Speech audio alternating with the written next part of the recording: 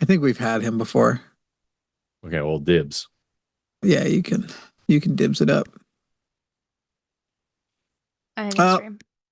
he bailed. Oh.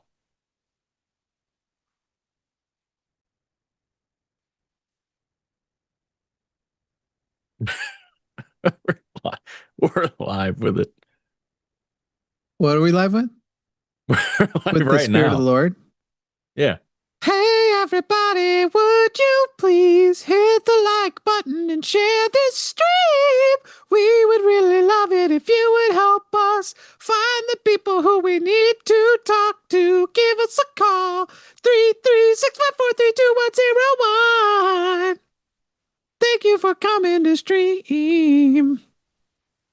What's up, That's everybody? a very popular song. Who wants to hear of it 50 times more? Yeah, loop it. If only I could remember what I did. Hey, everybody, welcome to Calling It Now. We are here to debate MAGA, Christians, Muslims, anybody with whom we have tremendous disagreement that we feel is playing a significant part in making the world better. To tell you the truth, I think that about a lot of people. And I've been lately more annoyed. I'm most annoyed with Christian nationalists, but I've been more annoyed with the astrology people lately and the alternate religion people lately. But I'll tell you what doesn't annoy me. The merch over at linemerch.com, where you can get this Never Play Hide and Seek with Jesus mug right now, which currently has a ginger lemon tea in it. How exciting. Still too hot. That's still too hot. I burned my tongue. Okay. Do you have your mug? Still no? Still no. No, I've been looking for it and I still haven't found it. I'll go look up your order and see when it's supposed to arrive. But right now, Forrest and I both have mugs at linemerch.com. We will read the messages people leave when they buy it. Let me see what scores are at. Products. I have sold 36 mugs, and Forrest a mere 22 mugs. It's okay. Well, it's okay. You should pretend it's not okay and now guilt them into, because this is our January, February budget. No, I'm trying reverse psychology. I don't even want you to buy my mug. Is what it is. Just be like, I knew you guys didn't really love me. The way that will devastate 40% of our audience. It would. Do you unfortunately, know yeah. Do you know how much it would hurt their feelings? It would hurt their feelings almost as much as if they actually heard the way you talk about not doing LineCon. You know what? Fair. And also I'm not doing fucking LineCon as well, is what it is. Yeah, it's cool. You know, they just pay to support you. Yeah. So you can go and get mine or Force Mug or any of the other people. This is the thing we do every year to supplement the fact that YouTube takes a big old shit. Tell you the truth, this year's holiday also, I don't know if YouTube's tweaked the algorithm so they keep more. This year's holiday was not the rainfall of cash that oftentimes we can be like, all right, if we just do the mug thing and we save a little bit of the extra we get from December, November. This year, December and November were pretty similar to October, September. It's this revenue's weird, and also they are putting way more ads and things now. So like normally what it's been, I've been getting like a lot of comments like there's way too many ads in your videos, and like what's usually you just for people who don't know, you decide where the ad spots go, and then those are things that companies bid on to put an ad in your video, and that's all that it is. And now they have kind of started like really ramping that up so that it's like they also like use whatever their AI to like pick 30 extra spots in your video. And so there's now like an ad every like 90 seconds, despite no matter what the fuck you decide to put in there. Like I put in like one every like for 6 minutes or so, but like now it's some of that's their personal algorithm too. I hate to tell you guys this, but like if you interact with an ad, that is you're probably going to get more ads. There's a whole thing called ad tolerance that if you look into it, it'll like if you interact with ads less, or if you start clicking off of videos every time you get an ad, that'll adjust your ad tolerance algorithm and they'll show you less ads. But that's a whole other thing, and it takes a lot of time. It is a whole other. I'm just relieved you didn't say a whole nother. I hate that phrase. Do you? Do you hate that phrase? Not nearly as much as I couldn't care less, or things like that, or I could care less. Yeah, that's the big one. Yeah. I could care less about this. Okay, so you care. Like, what is, you know what I mean? Those things bother me. I don't like the phrase all of a sudden. I know that about you, and I try to use it frequently because of it. But like that's a whole other thing. I believe you. A whole nother I believe thing, that you use it more around me. That's easy to believe. All right. Anyway, people, if you're MAGA, if you're religious, whatever, we have a call queued up. We'll get to here in a second. But we want to talk to you about what you believe and why we believe differently. We want to hear you out and hear if there is a factual basis upon which you believe those things. That phone number is on the screen. It is 336-543-2101, 336-543-2101 with 3 days left. Will this be our last? No, Tuesday will be the last calling it now of 2025. And then when things come back in 2026, well, there may be some surprises. You may all notice some new elements to the approach in 2026. Uranium. Including shows where my co-host is an ally and shows where my co-host is an adversary. Co-host, my debates, basically. Okay, that's getting better. That's getting more tolerable. All right. Anyway, we can go ahead and get started. We have Tony in Texas. Hey, that's where I am. Tony in Texas. How old are you, first of all, Tony? I'm 45. Good. Sorry, I've been asking that people more because last week I wasted probably 25 minutes before I thought to ask, and then it turned out to be a 14-year-old with a deep voice. Oh, wow. Tony, yeah. And at a certain point, you just go, wow, I really just debated a 14-year-old. Like, what the actual fuck do they know? Anyway, Tony's 45 from Texas and is MAGA. So you voted for Trump how many times? He's ran 3 times. How many times did you vote for him? I voted for him all 3 times. All 3 times. So he got your support all 3 times. And what would you say specifically is the reason why you would still... What am I hearing? Yeah, I'm hearing that too. It's weird. Is there like a little alarm going off over there, Tony? Not with me. There's actually no sound. Just me. Yeah, there was a weird squeaky sound, but it's better now. All right. Anyway, so Tony voted for Trump 3 times. What would you say he has specifically done this time around that you're like, and I'm still for him? I like what he's done with the big, beautiful bill. And I like the trying to bring some finale or bring some type of stabilization of peace in the Middle East. Elaborate on that part first. What peace in the Middle East are we seeing, or what steps have we taken to ensure peace in the Middle East? Well, we've stopped the all-out warfare. There's been reports, and I'm going off like not Fox or something, like CNN in recent weeks have been reporting a lot of Palestinians being killed by, but it goes back by Hamas members, but that has to go back what they're saying, like clans or whatever. You know, it's an ethnic thing or something. But they were reporting like 3,000. I mean, it was kind of a number. They're still being killed by Israel. Right. The genocide in Palestine is still happening, and even though we have negotiated so-called ceasefires. So even though we have negotiated so-called ceasefires, Israel has consistently been violating those ceasefires. They have never stopped killing Palestinians. So yes, there may be some other reports you're seeing that Palestinians are dying of some other things, sure, but still confirmed over 70,000 are dead directly because of Israel carpet bombing Gaza. Right. And that's only the people that we've confirmed dead, not the hundreds of thousands more that are buried under the rubble. The numbers that you're quoting, though, those are directly from Hamas. Those are from the UN. Had to have 2 sources. Well, like right when the war started, they showed that 500 had died, and then they showed the hospital where it was at, and nobody had died. They'd hit a car in the parking lot. And so Hamas can't be trusted. Yeah.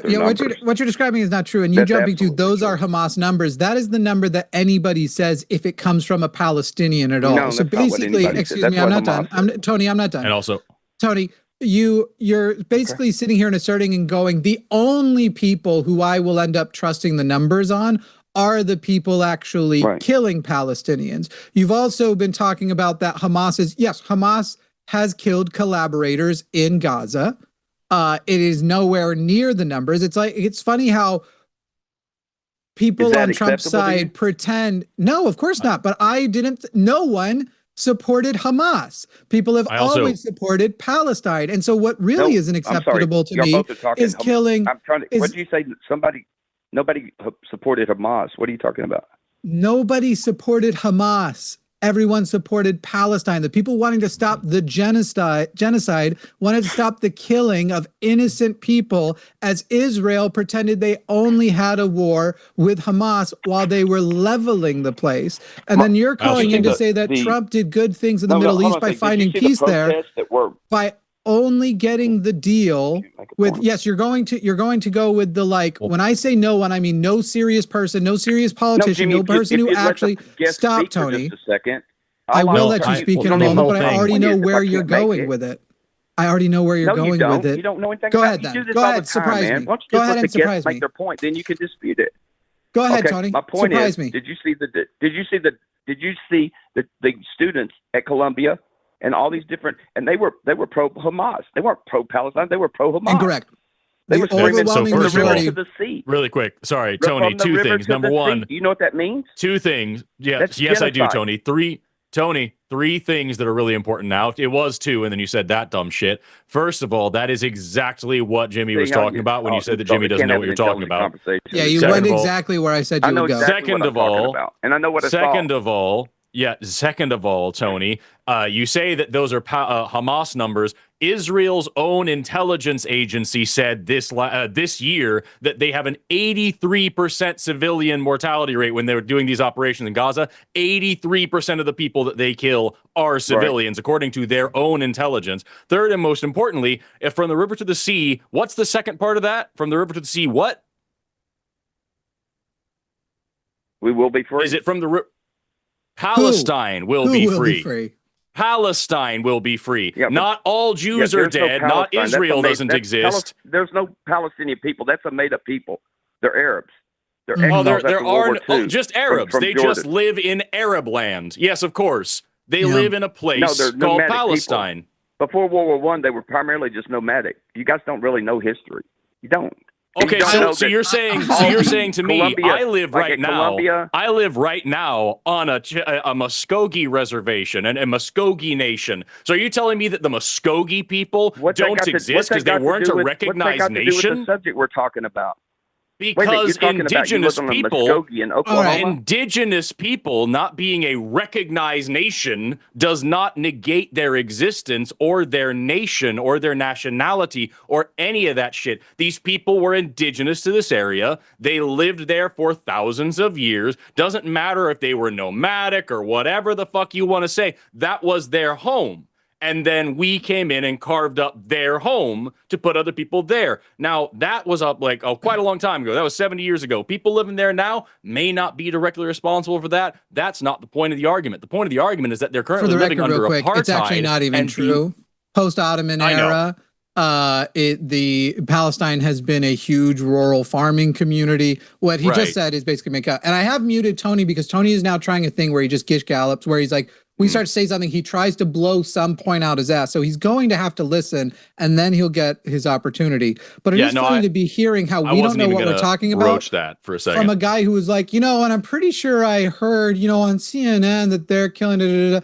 And again, what Tony is trying to do is get the line between Palestinians and Hamas to be, and by the way, even with Hamas, there is a difference between the people who joined Hamas because they are joining the people who are fighting back against the person who killed their family and the people who are part of a radicalized Muslim movement. If you didn't have any other choices and your family is being killed, if this was happening in America, nobody would blame, even if suddenly all of the largest military force in the world was coming together to destroy America, and the only armed resistance against it was the Klan. there would be good people who would join the Klan's armed resistance to try and save their own families from what still would have been an unjust war happening to them. So he's trying to blur the lines for you between what these concepts are. He's lying about the history of Palestine. He's repeating Daily Wire, Ben Shapiro, and Fox News points without actually understanding them, and then saying, I have a great understanding. He's cutting me off saying I don't know where he's going, then going exactly where I knew where you said he you were was going. Yeah. Literally, word like, repeated what I said he was about to say and said it. So Tony, if you want to engage in an actual back and forth, we can do that. But this thing where you start shouting over us every time about how we don't know what we're talking about, or Palestine's not a real thing, you can wait your turn and make that point. It will be turned over. But right now, as you gish gallop, the reason why you're having to get muted is because you're trying to shoot everything out the wall like you ate some bad chicken and you're just blowing ass against a literal wall. And we're trying to clean up your splatter. Go ahead. Before we bring Tony back, can I go ahead and just make a prediction that we're first going to have to deal with, see, this is why we can't have a civil adult conversation, because you're insulting and muting and taking control of the conversation. But I'm going to go and bet money on that first. Here comes the tone police. All right, Tony, here you go.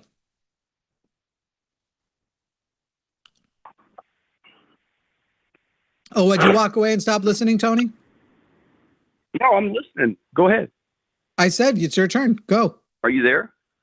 Did you actually listen to everything we just said to you? If you look at Venezuela, you're not even letting me finish. Did you listen to everything we just said to you? If you look at Venezuela, I just said Venezuela. You just said go ahead. Venezuela. Did you listen to shambles. everything we just said to you? It seems like you don't want to answer that question. I listened to what. Yes, and did you listen to what I said? You said make you were muted, ahead, and I'm telling you, I'm not Venezuela a little dog. You don't tell me what to do. I'm telling you the truth. And Venezuela is in shambles. Hey Tony, socialism. Tony, you actually are here, Venezuela? And I can silence you as much as I want. You've now jumped. So what is this called? Would this be mostly the red herring fallacy? You're now trying to jump to another thing, and you're trying to attack our credibility because you're loosely aware we're socialists. Then you're basically trying to prop up as though the idea of what Venezuela is doing is the kind of socialism we would want. And that we agree with that. And then it's in shambles. You're ignoring the fact that while there are still things we would adapt from it, obviously, because we don't like the authoritarian nature, right now America is quickly becoming not the most powerful economic force in the world, mostly because of your guy Trump and his tariffs. He is quickly making us not the most powerful economic force in the world, and that is becoming China, who is not a communist country, despite being ran by, quote unquote, the Chinese communist. However, you could describe them as rather socialist. So socialism is currently overtaking capitalism, but again, not the form of socialism that I would, even that where I could go, oh, there's my win, socialism does work. I wouldn't, because China doesn't do socialism the way I would do socialism. So Tony, would you like to actually stay on topic, or is there some other random shit, as I already accused you of gish galloping, you would like to bring up? Oh, sorry, I didn't correctly unmute you. No, you're anti-American. You're a punk. Uh-huh. So just to be clear, you're still punks. You're still just to be clear, Tony, anti-American. Got your ass kicked. What does that mean? Trump beat your ass. What does it mean to be anti-American? Sorry. I just want to be clear. Your call initially was that Trump is bringing peace in the Middle East. Then we talked about how the fact that the genocide is still going on. You said, well, Palestinians aren't real and then we talked about that for a second. Now you're saying, well, Venezuela's bad. And then Jimmy explained, we don't want to be like Venezuela. And now it's, well, you're anti-American. What exactly is the point you're getting to? Or is it just the next true social thing that Trump pumps into your brain? When you kill 1,200, shut up. When you kill 1,200 people and massacre them, your ass gets what you deserve, bitch.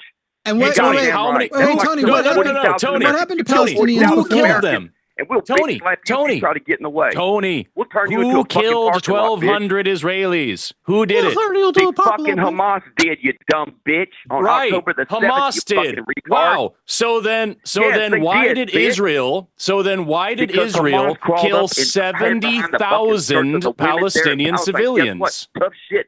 Hey, Tony, I've muted you again. This time is for your benefit. I can hear that you've begun crying. And so I wanted to slow everything down. I get it. We're kind of mean. I didn't mean to hurt your feelings like this, Tony. I didn't mean to make you cry. I thought when we first started talking that you would be able to engage a little more level-headed. You wouldn't get so emotional. You wouldn't become so hormonal. I can see that your hormones are taking over and that right now I can hear in your voice that you're crying. And so I just want to take a moment to reset, help you come down, stop crying. I have a question when he comes back. Yeah, sure, definitely. Tony, but Tony, please, as we now re-engage, take a deep breath, take it in, let it out. I'm not surprised at all that when MAGA people's feet are put to the fire, when they actually have to answer questions that undermine their point, they resort to slurs, right? Obviously, that is what you guys would do because that's the best you have. I'm hoping when we come back in that we can have a discussion about policies, about actual positions, and that you can take the emotions down. And I hope that there's no more crying. Forrest, before I unmute him, what is your question for Tony? My question, my humble question for Tony. Tony said that Hamas killed 1,200 Israelis on October 7th. So we'll just take that number for what it is. So here's a terrorist organization that kills 1,200 people. Israel has now killed over 70,000 people in Gaza, over 70,000. We talked a minute ago how the numbers from Israel's own intelligence agency is that they have an 83% civilian casualty rate. So 70,000 times 0.83 is 58,100. So I want to ask Tony, does he think that 58,000 innocent people deserved to die because a terrorist organization did some terrorism? Does he think that that is justifiable warfare? Can I speak? Can I speak now? Yes, I just and asked you a be question. less emotional. If you can respond to the question. Okay. Abso-fucking-lutely. That's who they promoted to be their leaders, and that's who they protect. And guess what? The Germans, the fucking Palestinians put Hamas in charge. Dude, don't act like you don't know that. Hey Tony, what is the Hannibal Directive? This shit. Tony, we were gonna. Tony, do you remember we were gonna be less emotional when we came back? Tony, take a breath. People. They're just Tony. I'm not talking about the music band, the group. I'm not talking about who. Guess what, bitch? Tough shit. Tony. When did this happen, Tony? When did they vote for Hamas? When did that happen? When was that election held? And I'm curious remember, to know we're if coming Tony back knows. unemotional, Tony. We're not getting so emotional. You're losing your shit here, Tony. Take a deep breath and have a conversation with an actual person. Because right now it seems like you only are living in your emotions. If you need to take a break and call back, we can do that. Or you could just be a person. Here you go, Tony. Courts will be able to govern them because they can't govern Tony, themselves. did you not stop talking? I don't think you ever stopped talking. Yeah, Tony, just to be clear, Tony, that election, when Hamas was elected, was in 2006. So we're talking about almost 20 years ago that happened. Over 50% of the population of Gaza is children. So almost 20 years ago, there was an election that put some people into power. Now, mostly children are the ones who are being bombed to shit. So why, Tony, are you so comfortable bombing the hell out of children? Gaza has the highest population percentage of amputee children in the world. There are children starving to death. There are children having their limbs amputated with no anesthesia because Israel won't allow medicine and medical aid to come into the territory. So you have mostly children being bombed, mutilated. We have multiple reports of children with sniper bullets in their heads. So Israeli snipers deliberately shooting at specifically children, not accidentally, deliberately shooting at just directly at children. All these children who weren't alive 20-ish years ago when this election happened, why do you think it's appropriate for them to pay the price for some terrorists killing a bunch of people on October 7th? Back over to you, Tony. Unmuted, not living in your emotions, Tony. Well, what's your response? Here's the thing. What makes it okay for the Hamas terrorists to kill 1,200 Israelis? I'm sorry, Tony. Innocent. So once again, is the answer to a question a question? You don't have an answer. When you I do have an answer. I do have an answer. Tony's been muted again because Tony thinks he can say you don't have an answer when he literally didn't answer the question. He was asked a question. He was unmuted to answer. He didn't. He asked a different question and then said, and you don't have an answer. Well, Tony, it seems to us you don't have an answer. So, Tony, before we even continue to do this call, we're going to make sure you're even listening, because I suspect you're hormonal and that everything's just, you're not listening to anything and that you can't be anything but emotionally reactive. So we are only going to continue the call if you can repeat to us what Forrest's question was to you a minute ago. What was Forrest's question to you? Bitch. Okay, so you can't, right, Yeah, Tony? He wasn't talking. Can you repeat the question? Absolutely. I can tell. What was if the question? You would shut up, I'll tell you the answer. What was the question? What was my question? What was the question Forrest when you asked? started the war, these idiots won't shut up. I'm going to mute you again because you're still very hormonal and emotional. This is why men shouldn't be president. They can't get control of their emotions. Their hormones pop in and they just can't control themselves. They can't just sit there and go, look, I know I'm feeling this way, but I need to remain objective. I need to remain cool. Logic over feelings. Right. So there's important. no reason to men and their emotions when they get hormonal like this. So Tony, once again, the next thing out of your mouth should be what Forrest's question to you was. Unmuted. What was Forrest's question to you? Do I approve of the killing that has occurred in Gaza because of October the 7th? That was multiple questions ago. That was not the most recent question. Wasn't quite what I was going for. Jimmy, it's close. You're having a hormonal fucking period, and you just you're running. Hey, guys, God, he can't even come up with his own insults. That's fine.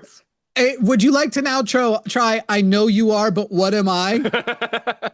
Let's go ahead. Come on, Tony. Give me I know you are, but what am I? Hey, I'll tell you this, Jimmy. You're one pretty bitch. Yeah. You're a punk. He thinks you're pretty. Tony, you are. You're not a man. Tony, I knew from the onset that you were very attracted to me, that this is about your homoerotic feelings for me. Now, Tony, were you about to say that I'm not a man? Wait, did you say that, Tony? Did you say I'm not a man? You're a he-she. I'm a he-she? What do you mean? If you're a man... So, hey, he accepts gender fluidity. That's really important. He understands that gender's a spectrum. About as much as a man is a fucking inanimate object. You're a bitch. Well, hey, look, Tony, listen, we're going to mute again. Tony, I'm relieved to hear that you accept that people do not have to be the gender that they were assigned at birth, because I was born with a wiener. I have a lot of signs that indicate I probably have XY chromosomes. I've had my abdomen MRI'd many times. I don't have ovaries. By every other person's estimation in MAGA, I am the only way a person can be a man. And here you're trying to say I'm either not a man or I'm not as much of a man. By the way, I'm definitely much manlier than you are. I bet your beard sucks. But I'm relieved to hear that you accept that if I didn't, even with all of those facts in place, I agree, if I didn't feel like that makes me a man, it doesn't mean I have to be a man. And yet here you are, Tony. I'm very relieved at how progressive you are when it comes to gender ideology. You have a sword fight, you queers. You'll have an ally. What about a sword fight? Are you trying to touch penises? He wants to have That's super gay, Tony. Tony, that is really gay. Oh my God, Tony! No judgment. Excuse me, Tony. I'm in a very loving relationship with not that it's any of your business, but cisgender woman. She's not even trans. You'd even accept her as a woman. She's gorgeous. She's much more attractive than anybody who would even talk to you. I'm in a very loving relationship with her. But even if I wasn't, you would have no chance, Tony. You are trying hard. The only phone number you will ever get of mine is this public phone number. I'm just not impressed by you. You know, there's a certain intellectual threshold a person has to meet for me to be attracted. I don't want to say I'm quite sapiosexual, but you can't be a bottom of the barrel absolute fucking idiot and then weaponize that ignorance to bigotry so you can maintain a sense of superiority. Like, because here's what's happened, Tony. You have been born an insignificant person. You are truly unexceptional. There is no particular thing that you stand out as exceptional as. But with your religious beliefs and your political beliefs, the whole world exists for you. So regardless of the fact that those things aren't true, by maintaining those beliefs, you, an incredibly unexceptional man, can claim exceptionalism, but you will amount to nothing. You are nothing. You are scum. And I just am not impressed. I think that with Tony stealing your line about being emotional, Hormonal. as if no one, hormonal, as if no one was going to notice, as if he was going to just dominate. Like that was his original. That now makes so much more sense why he would be defending colonization. By you know the way, what I mean? Tony, Like, that literally kind of makes you my bitch. Like you have given me the authority of what makes a good comeback so much that you are adopting my insults as your own. Back to you, no less. Tony, you are. That's the kind of imitation you do when you really look up to somebody. You try to imitate them to show that you can do the thing that they're doing and maybe get some sort of approval. You know what I mean? You are my bitch, Tony. I don't know. It's a lot of fun. As I saw somebody put in the chat this week, and I'm going to credit that this time and then probably forget from now on, even as I steal it myself. You seem to be menstruating. Oh, seriously, you're menstrual. Yeah, you're menstrual, all right, bitch. You're menstrual. Jimmy, you'll be in jail. You the bitch. You better know that. I think it's funny that you were so unable to just answer a straightforward question that you had to tell us that we don't have answers to questions you haven't asked, and then started just stealing somebody else's lines. And now all you've got is shut up and dumbass. That's all you have. Like it's fucking. I can't imagine going through life with my brain. Like you would have to try to your brain work that little. You know what I mean? That's what's getting me. Is even if you were to just take what we have said to you in this call, if you were paying half attention, we left a lot of doors open. There were some things you could have pointed out that would have made a productive argument, but you couldn't even answer a single question, and you couldn't even repeat the questions that I asked you. So, and then your only comeback to me was that I can't answer you. I don't know. And now you're just stealing lines. Tony's and saying, in my DMs right now asking how much money it would take for me to show Hole. Hey. Bro, Tony, get out of my DMs. Why are you trying to see Hole? Oh, fuck you, Jimmy. You're a punk ass bitch. I know you'd like to. Yeah, I know. Bye, sweetie pie. You're in a wad. You're upset. Bye, again. baby girl. Get your tissue and quit crying. Hey, get your own comebacks one of these days. Heavily. Everybody knows that. I can hear your voice. Hey guys, Tony, get one of. Could you get your own jokes? Get your own insults. I don't like the fact that you have nothing else but slurs. You just have to go to that, and that's all you got. It just sucks how quickly he went there. I like dropping him right as he said, "Know this, Jimmy." I guess I'll never know. I guess I'll never know. All right. Hey, to the person in chat, by the way, who was just saying MAGA over and over, there's a number on the screen. We could. Yeah, hopefully you can do better than Tony. If you actually know how to answer a fucking question, it won't go that way. Like that's the whole thing. If you bring up a topic and we give you a rebuttal, if you're able to engage and have an intelligent conversation, we'll be all right. But if all you have is fuck you, bitch, and you're gay and socialist and whatever, sorry. Like I will take you as seriously as you take the conversation. I'm gonna put it in the let's see, +1 3 3 6 5 4 3 2 1 0 1. Yes, no, not MAGA. When you gonna call? Ghostbusters. Is that Tony trying to call back? Different phone number, maybe. All right, let's talk to while these other calls screen, though some people have already given up. I understand your positions were bad. Izzy in Arkansas, you are on the line with Jimmy and Forrest. Izzy, how old are you? 24. And how's the weather in Arkansas? Horrible. It's 74 today with the highs, and it's going to be 34 tomorrow. And what are your pronouns? So very windy. She, her. Okay. And voice training is very hard. That's all good. Don't worry about it. We don't hold anything against you. All right. So go ahead and give us your position. Okay. So I find Satanism to be a superior position to atheism in the sense of when someone says they're an atheist, all we know is that someone says that they either don't believe or lack belief in a God. You're very close to the problem with your proposition, by the way. You basically just gave your position, and your position is flawed, and you almost gave the reason why your position is flawed. So let me see if I can illustrate it to you. Which is the superior position? atheism or Satanism or woodworking? In the context of? Exactly. So you're saying Satanism is superior to atheism. No, it isn't. Because atheism's position of there is no God or I don't believe in a God is not a competing position with Satanism. Now, if you want to say Satanism in a literal sense where Satan exists, you can argue in which case Satanism is an atheist position or can be an atheist position.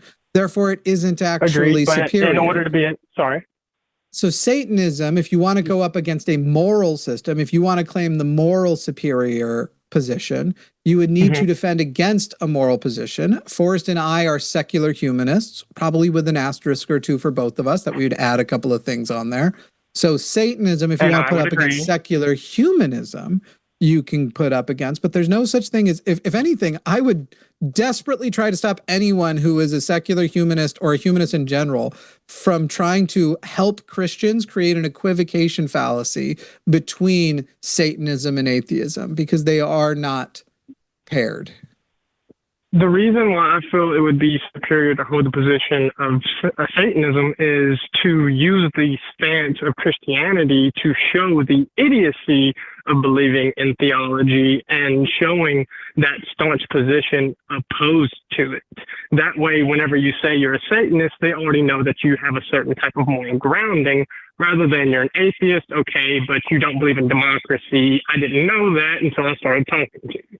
You know what I mean? I think if you're using Christianity as the lever here and saying, well, I'm going to call myself Satanist so that I'm using the Christian framework to get this across, you are going to have more people who are confused about your morality and your cosmology and your beliefs, because I can't tell you how many people in the right, but that's the thing, is that if you're using a shocking slogan, because people do that sometimes. People use a deliberately shocking slogan in order to get people thinking. Things like abolish all prisons or something like that, right? Right, and that's a shocking slogan. Was to do critical thinking.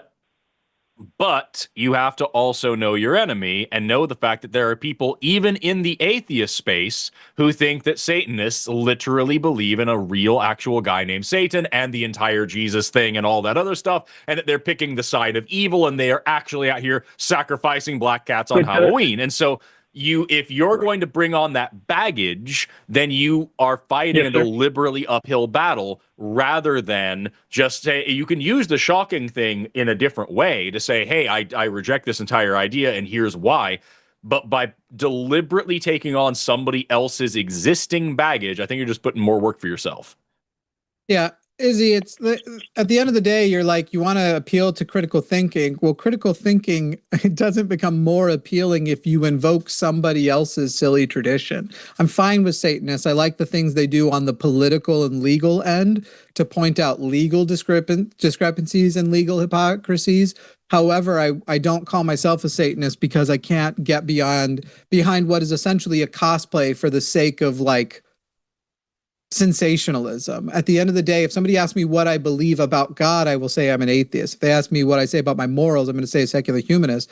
And when you're describing superiority, I'm going to give secular humanism the win, because there is a group of people, if we're trying to convince other people to adopt our positions, going to a Christian and trying to get them even just curious about what we believe. If I say secular humanist, if I say secular humanist, I may at least have an in where they may be interested in hearing what that entails and how it's justified. Whereas Christians are generally going to have some amount of programming against, ooh, Satanism detected, opinion rejected, just right off the bat. I'm never able to present it as being a Satanist. I always have to present it as an atheist. And then, all these things you just agreed with are Satanist principles.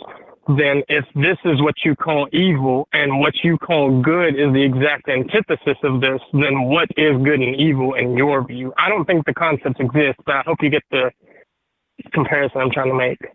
Yeah, I get it. And Izzy, you're assuming that they are going to hear your definition of Satanism and think that it is superior to their, where you're saying, so if you're saying that's satanic, and they would be like, no, I'm not saying that's satanic. I'm saying these other things are satanic.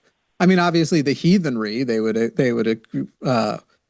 agree is satanic, but the other like humanist principles, trying to associate humanist principles that are first humanist. They are humanist before they are Satanist, because there is no Satan to present them, and putting a cosplay shield on them, I can't call superior or necessarily useful. I only find Satanism useful in its legal challenge as essentially as a cosplay for legal purposes.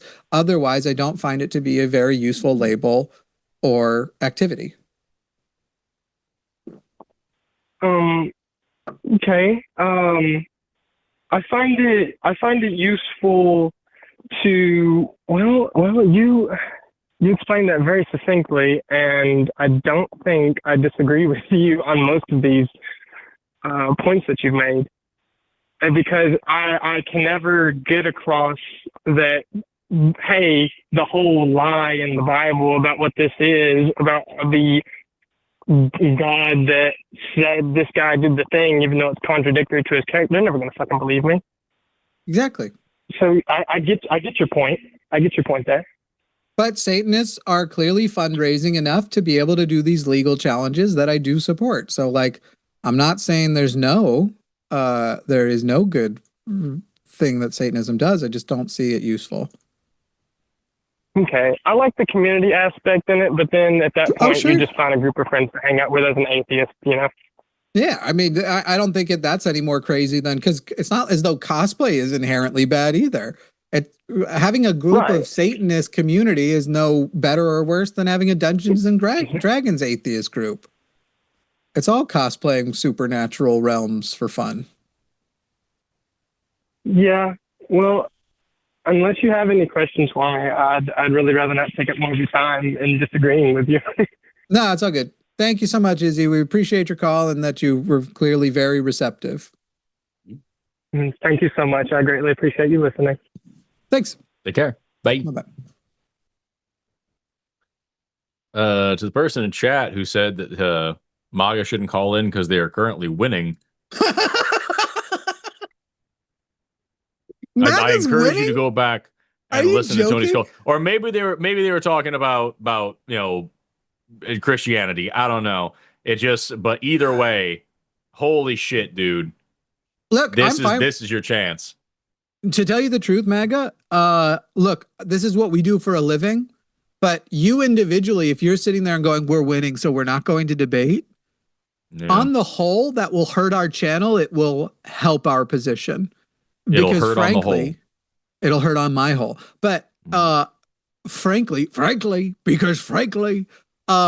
that was the mistake Democrats and liberals made. We're not engaging these people anymore. We're not acknowledging the problems that they say our problems are real. If they say a problem's real, we're going to try and the Harris campaign tried to gaslight people on affordability the way Trump is right now trying to gaslight people on affordability. I think Harris acknowledged that affordability was an issue, but instead of then saying, so here's how I'm going to approach it and here's what my predecessor didn't do enough of, she went with like only talking about, but here's the ways it could have been worse and we prevented, which is a good thing to present, but you need the other thing.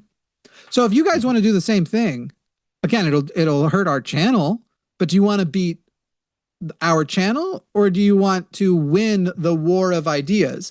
And if you isolate yourself like that, you don't actually put up or shut up and actually defend your points and show that you are correct. Also, you will get steamrolled. So big shout out to the person who called in right before the show started, then hung up right before the show started, whose topic was woke mind virus and biology. I want to talk to you so bad.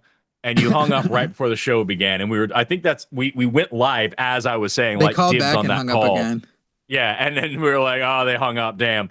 But like, oh my glob, I would love to talk about that. I do want to say too, I did say I would read out messages sent in with mugs, and that's the only reason I'm going to read this one. But to the person who, thank you for your purchase, but asking is promise single. First of all, no. But second of all, Gross. Parasocial relationships are the single worst part of being a public figure, and I advise that you please get your shit together. But everybody, please do go to linemerch.com and buy mugs. We would love that very much. I was told by Jimmy, he was like, all the fucking every single day when I do Calling It Now, we get a bunch of fucking crazy transphobes and MAGA people who call us a bunch of slurs. And I'm like, dope. And he's like, yeah, we're doing a show tomorrow. You want to do it? I'm like, fuck yeah, put me on there. That sounds great. And the best we've gotten is Tony. The best we got was Tony, who couldn't even repeat back the question that I said. Tony did fit the bill. That you just what you just lined out was we got MAGA idiots who resort to slurs.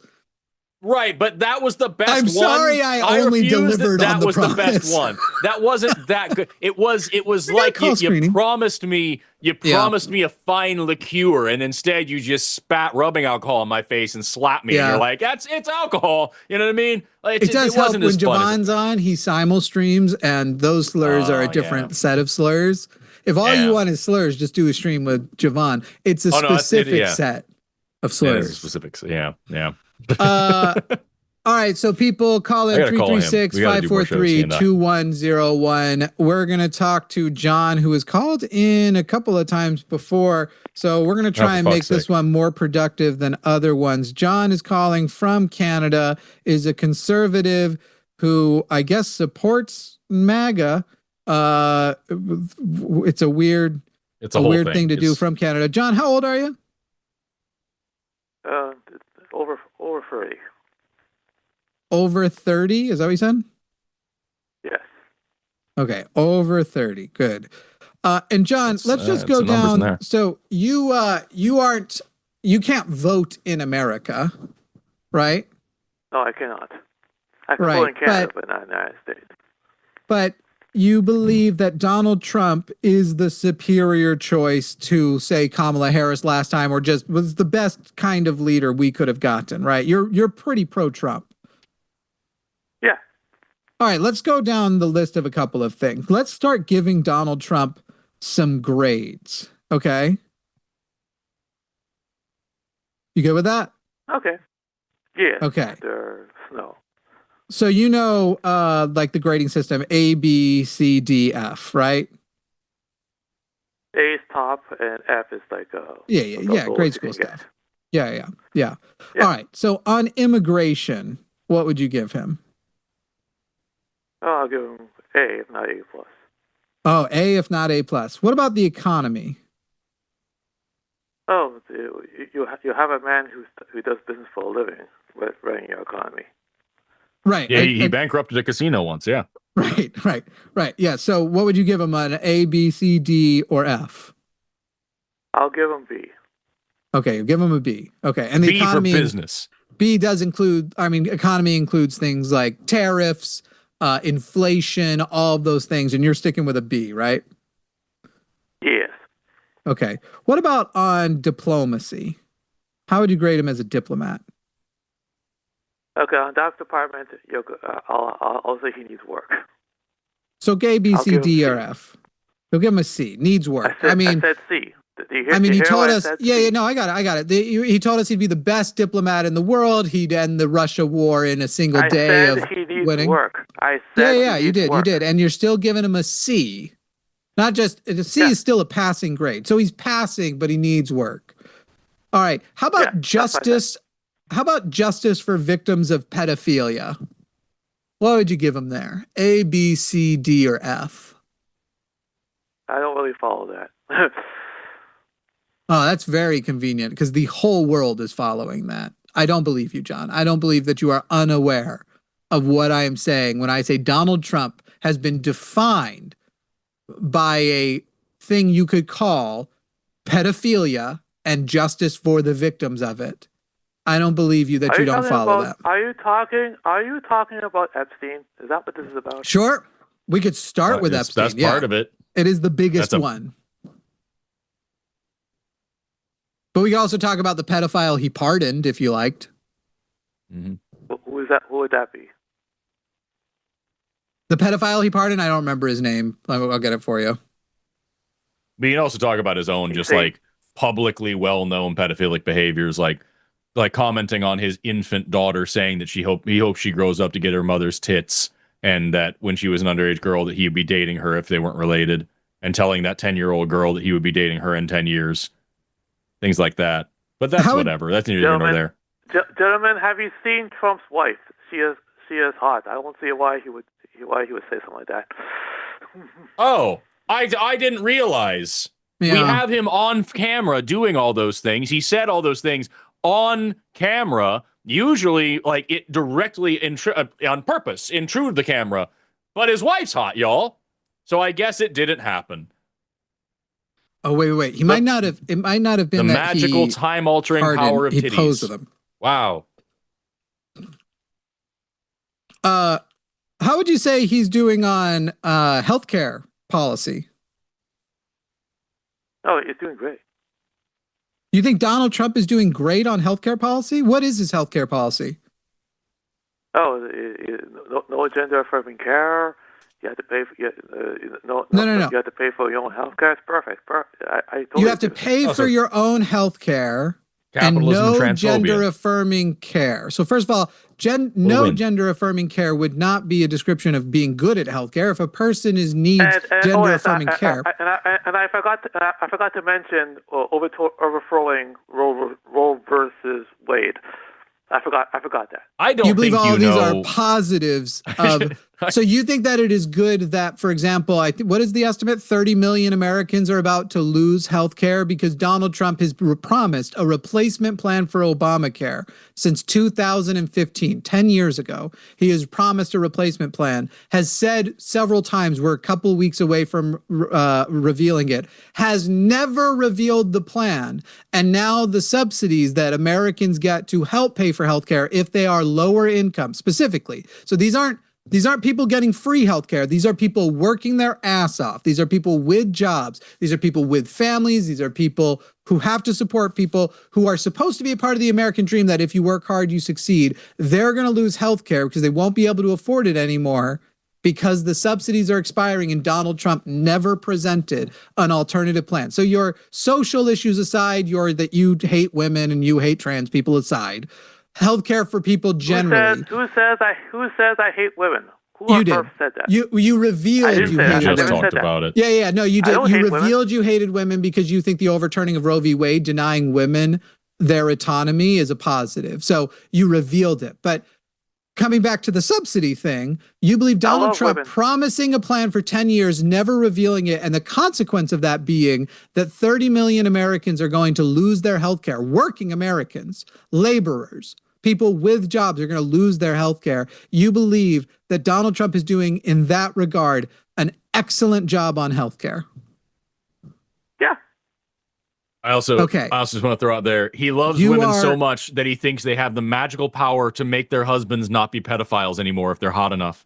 Hey, John, if you were talking, John, that's pretty good. John, if you were tasked with a way of trying to tell somebody politely that you believe not as an insult, legitimately not as an insult, but you recognize that a person was in fact a stupid person, but you don't want to insult them with that. You just want to break the news to them, so they kind of like know it going forward. Like, oh crap, I probably need to put in a little bit of extra work before I like vote or impose my will or argue about things because I'm a stupid person. How would you go about like politely? What words would you use to politely reveal that to a person? What does this question have to do with anything? With this topic? Yeah. I don't know that I could have asked for my words to response. You, sir, are what does this question have to do with anything? I don't know if John, I feel like if I had paid you, I wouldn't have come up with a better response to that question.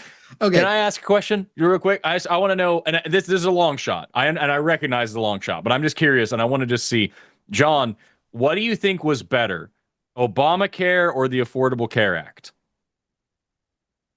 Well, according to one of your colleagues, aren't they the same thing? Hey, all right. Hey, he got you. Like I said, it was a long shot. I just wanted to see if he knew at least that much, because we're talking about healthcare and how Trump is doing these amazing things for healthcare, and all he has done is remove a lot of the healthcare that people had. And so I just wanted to see. But hey, So it's weird that you said according to one of my colleagues, but hey, a win is a win. That's great. John, I have a question for you. A lot of people voted for Trump. Obviously, he's president. A lot of people voted for him. A large number of those people felt that Obamacare was not covering enough. Is that correct? Would you say, and you would agree with them? Obamacare actually wasn't a very good program for them. They weren't getting the amount of health care they needed. They were underrepresented. They couldn't afford, like, it basically didn't change their lives much. Would you agree with them that said Obamacare was not actually that good? You want me to tell you something? A lot of I want you to just answer the question, John. I promise you're going to get a chance to respond, but John, I want you to answer the question. Would you agree with the Trump voters? By the way, I've said this too, that Obamacare was not good enough and that it did not actually solve health care problems for a lot of Americans. Would you agree with that? Sure. Would you say that it was okay that a good part of why they voted for Trump was that Trump said, I will get you better health care? That part of why they voted for Trump was that he promised a plan that would make health care more affordable and that it would actually be better health care than they had with Obamacare. Would you say that was a good reason for them to vote for him? That was one of the reasons why they voted for him. One of the Great. reasons. So, John, will you agree then that since Donald Trump has not revealed that plan, that Donald Trump lied to those voters? Because for 10 years, he told them that plan was coming and that if they elected him, would have more affordable health care. And the fact that all of those individuals are actually going to lose their health care because it is in fact getting more expensive. Will you at least acknowledge that Donald Trump lied about getting them better health care? Okay, Jimmy. Dahl has said many times in his press conference that he's never, ever going to reveal his plans to people, tell exactly what he's going to do. He keeps it to the vest. John, that's what liars say. That is not what he said. He said, we're going to be revealing it here in a couple of days. Sometimes he would say 10 days. Sometimes he would say 2 weeks. Back during the debates, he said against Kamala Harris, that he has a plan for healthcare. They said, do you have a real plan? He said, I have concepts of plans. And then he said, once he is elected, he will reveal the plan and everybody will love it. So you can't say he's keeping the plan a secret, because at some point you have to do the plan. And he's not doing the plan. Agree. Right now is when he has to reveal the plan, because the old plan, Obamacare, is expiring. And now is when, because if you don't have coverage, in 3 days, you are fucked. I think it might go through January 15th, and then you can get delayed coverage February 15th. So you have about 2 weeks. Open enrollment, which I doubt you know what that is because you live in Canada, but started back in November, October for certain people in certain circumstances. And so basically, we are 2 weeks away from you being locked out of good health care. We needed that plan back in October. My premiums are going up. Luckily, I can afford them.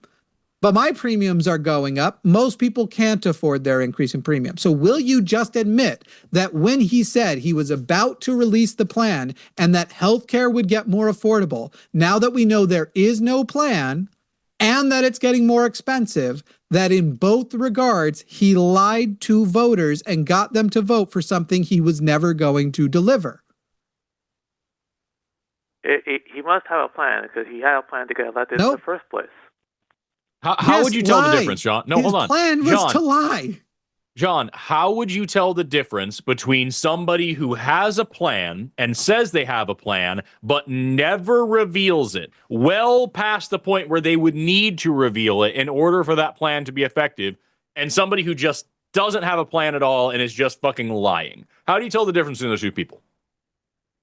You wouldn't.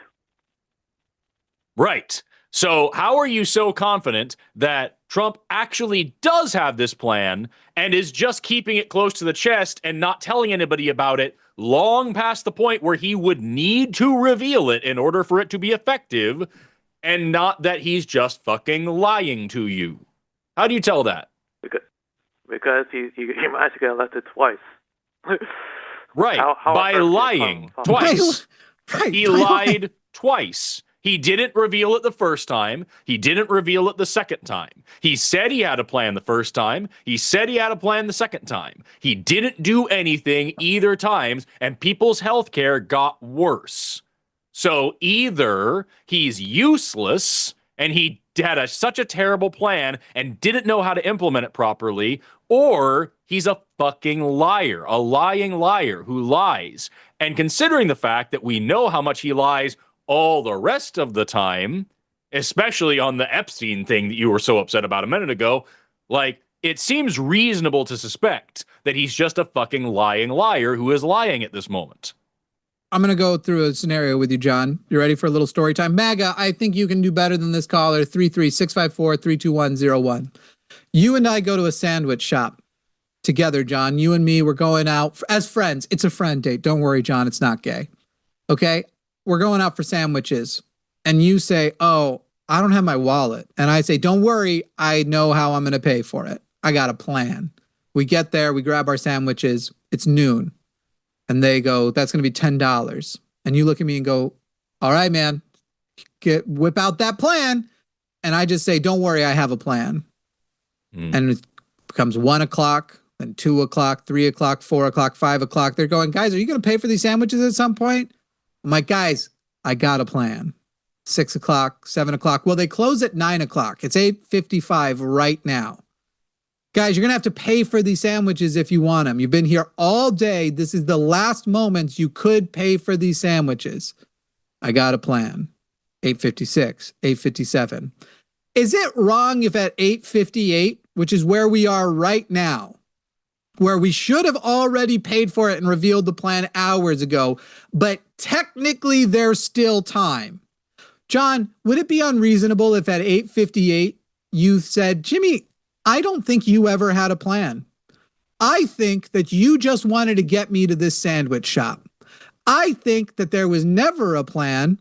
And by the way, even if there was a plan, the sandwiches are cold. They're dog shit now. Whatever we could jam through here, these sandwiches are going to end up tasting like shit because they've been sitting out all day. But I think in the first place, you never had a plan. And I just went, oh, I have plans. I got plans. Who's more reasonable in that situation? You to believe I'm a liar, or for me to question your loyalty for as saying I might not have a plan? To answer your question, Jimmy, I would say that I'm more reasonable to think that you're lying. And to answer your question, Forrest, if Trump is the biggest liar on earth, then you Americans keep falling for it because you let them. It's not you Americans, motherfucker. I didn't vote for him once. Yeah. Mainly because I'm literate. John, I wouldn't be so high and mighty. Now, it's not as though Canada's not also falling for it. You might be on a delay, but Canada's hands aren't clean on this and are only superior to us in a period of time. Tell me. How do I know that you guys are falling for right-wing narratives? You guys literally would have won the conservatives, John, you and I both know would have won the last election if Trump hadn't done the tariff shit. You and I both know that. Donald Trump is what stopped Canadian, because Donald Trump hates Canadians. Do you know who the Prime Minister is? A liberal.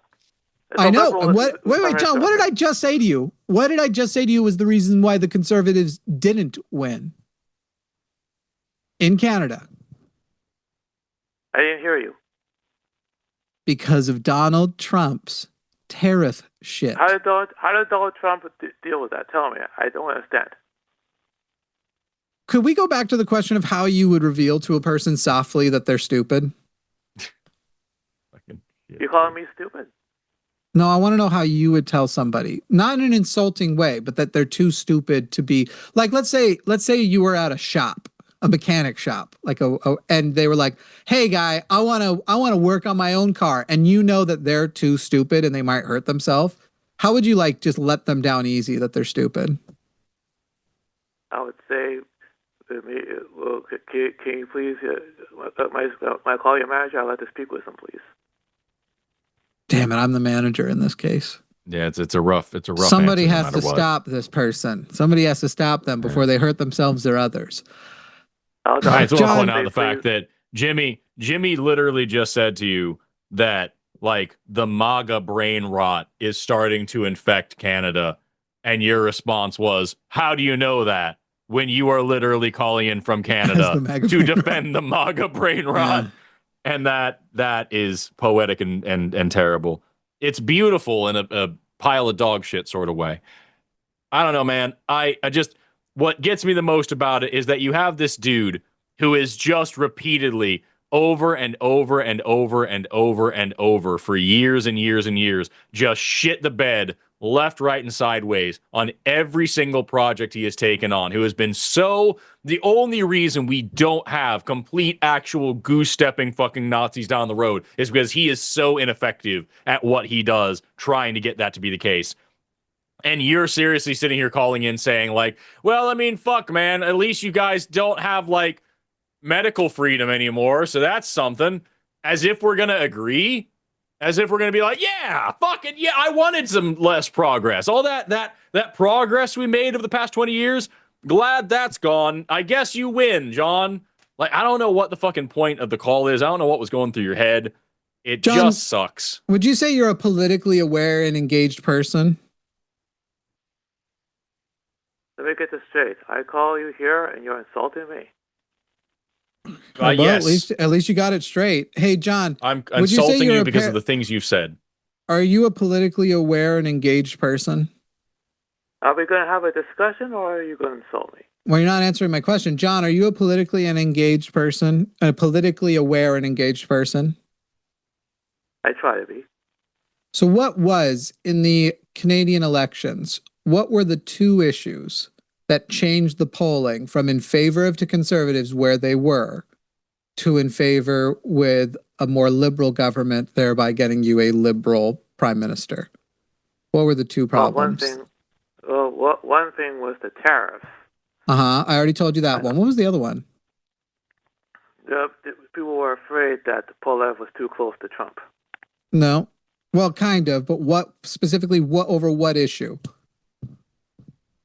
Maybe it was tariffs. And what else did Donald Trump do that turned even the Canadian conservatives against conservatives? It was taxes.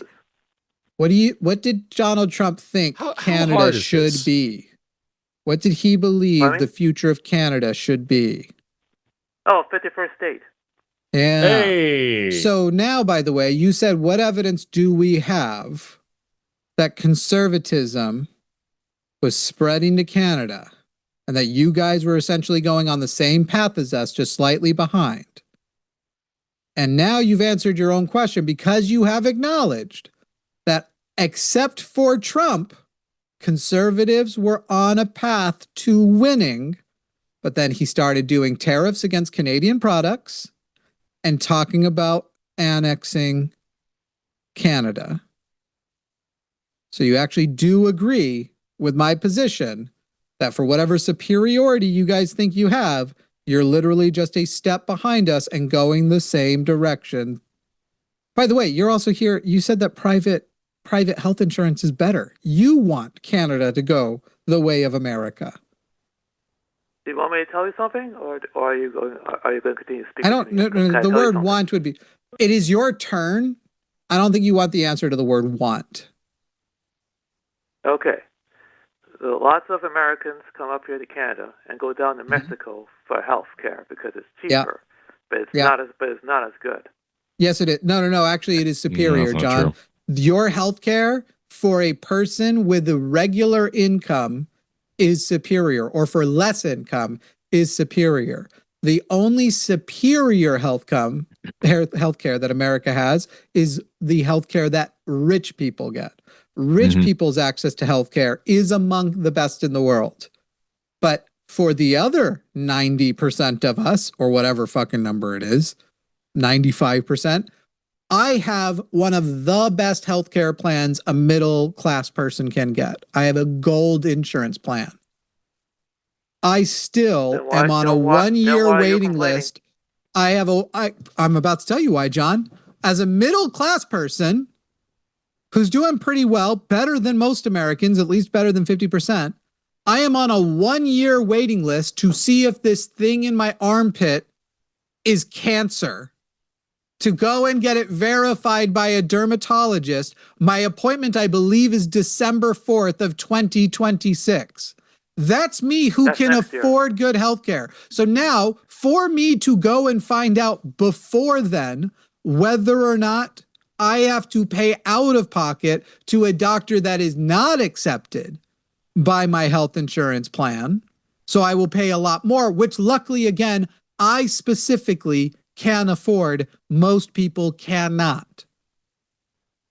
So I'm complaining because already what you said, that we have better healthcare, we would be seen faster and have the answer to our question more thoroughly if we went to Canada or Mexico. Unfortunately, I can't travel because of my health issues. And in that way, it is superior for anybody who is middle class or less. Okay, but if you were to have free healthcare down there, it wouldn't be free. It would mean paying more taxes. Good. Yes. And less in Jesus premiums. fucking Christ. By the way, that shit right there is why we were insulting you. Because you think we fucking haven't thought about that? I want better roads. That means taxes. I want better schools. That means taxes. I want better health care. That means taxes. That's what taxes are for. Right now, my taxes are going to subsidies for the super rich, for multi-billion dollar corporations, and for bombing people on the other side of the world. I would rather my taxes go to improving the lives of people in my community. That is exactly what we are advocating for. But it means more taxes for you. That's what it John, means. how much are you making a John, how much are you making a month? I was just saying that I know that and I accept that and I want that. Why the fuck did you think repeating it would be an insult against me? Did you think you would win? I'm gonna make John. Well, I mean, he's gonna try to resist, but he's gonna end up agreeing. Hey, John, no, taxes aren't bad. John. Taxes aren't bad. How much do you make in a month, John? Oh my God, you John, shoe. how much do you make in 1 month? I'm not answering that question because that's not irrelevant. Why? That's not relevant to this Who cares? You don't know whether it's relevant or not. I'm about to explain to you why it's relevant. All right, fine, John. Explain to me why it's relevant. You're going to, fine, John, we're going to go with, you don't even have to answer because you're avoiding the question because you don't want to lose like you're about to. And I think you already know where it's going. So John, let's pretend you make $5,000 a month. Okay. That's your monthly income. 5,000. By the way, how much money I make, but continue. Who cares, John? No one knows who you are. You are anonymous. No one knows who you are, John. So, John, we're going to pretend. Some guy named John in Canada. I have his information now. We're going to find him. John in Canada. $5,000 a month is what we're going to pretend you make, okay? Okay. How much does a person who makes $5,000 a month in Canada pay specifically to taxes that goes only to medical, right? I'm not saying taxes total. $5,000 a month. What dollar amount of your taxes goes to medical coverage? Well, do you say percentage? No, dollar amount. If you make $5,000, how much does a person in Canada who makes $5,000 a month? I'm going to find out the number too to make sure that you tell the truth. Pay in taxes specifically for healthcare. I'm not good at math, so I can't tell you. How is it math? How much do you pay a month in taxes for healthcare? Pardon me? How much do you pay a month for healthcare? In taxes, what is your what dollar amount do you pay in taxes to the healthcare fund? I do not know. So you're calling in super uninformed, dude. But you don't even fucking know. Like, I don't even get it. I'm looking for the breakdown here. I'm trying to find. So at most, if you spend if you are earning $5,000 a month. I'm sorry, did you just walk away from the phone and start shouting at somebody? Did you just walk away from the phone and start shouting at somebody else? What's happening? No. I did not. Yes, you did. Why are you lying? We heard you do it. You had to go tell that person how much he makes in a month because they asked, but he wouldn't tell us.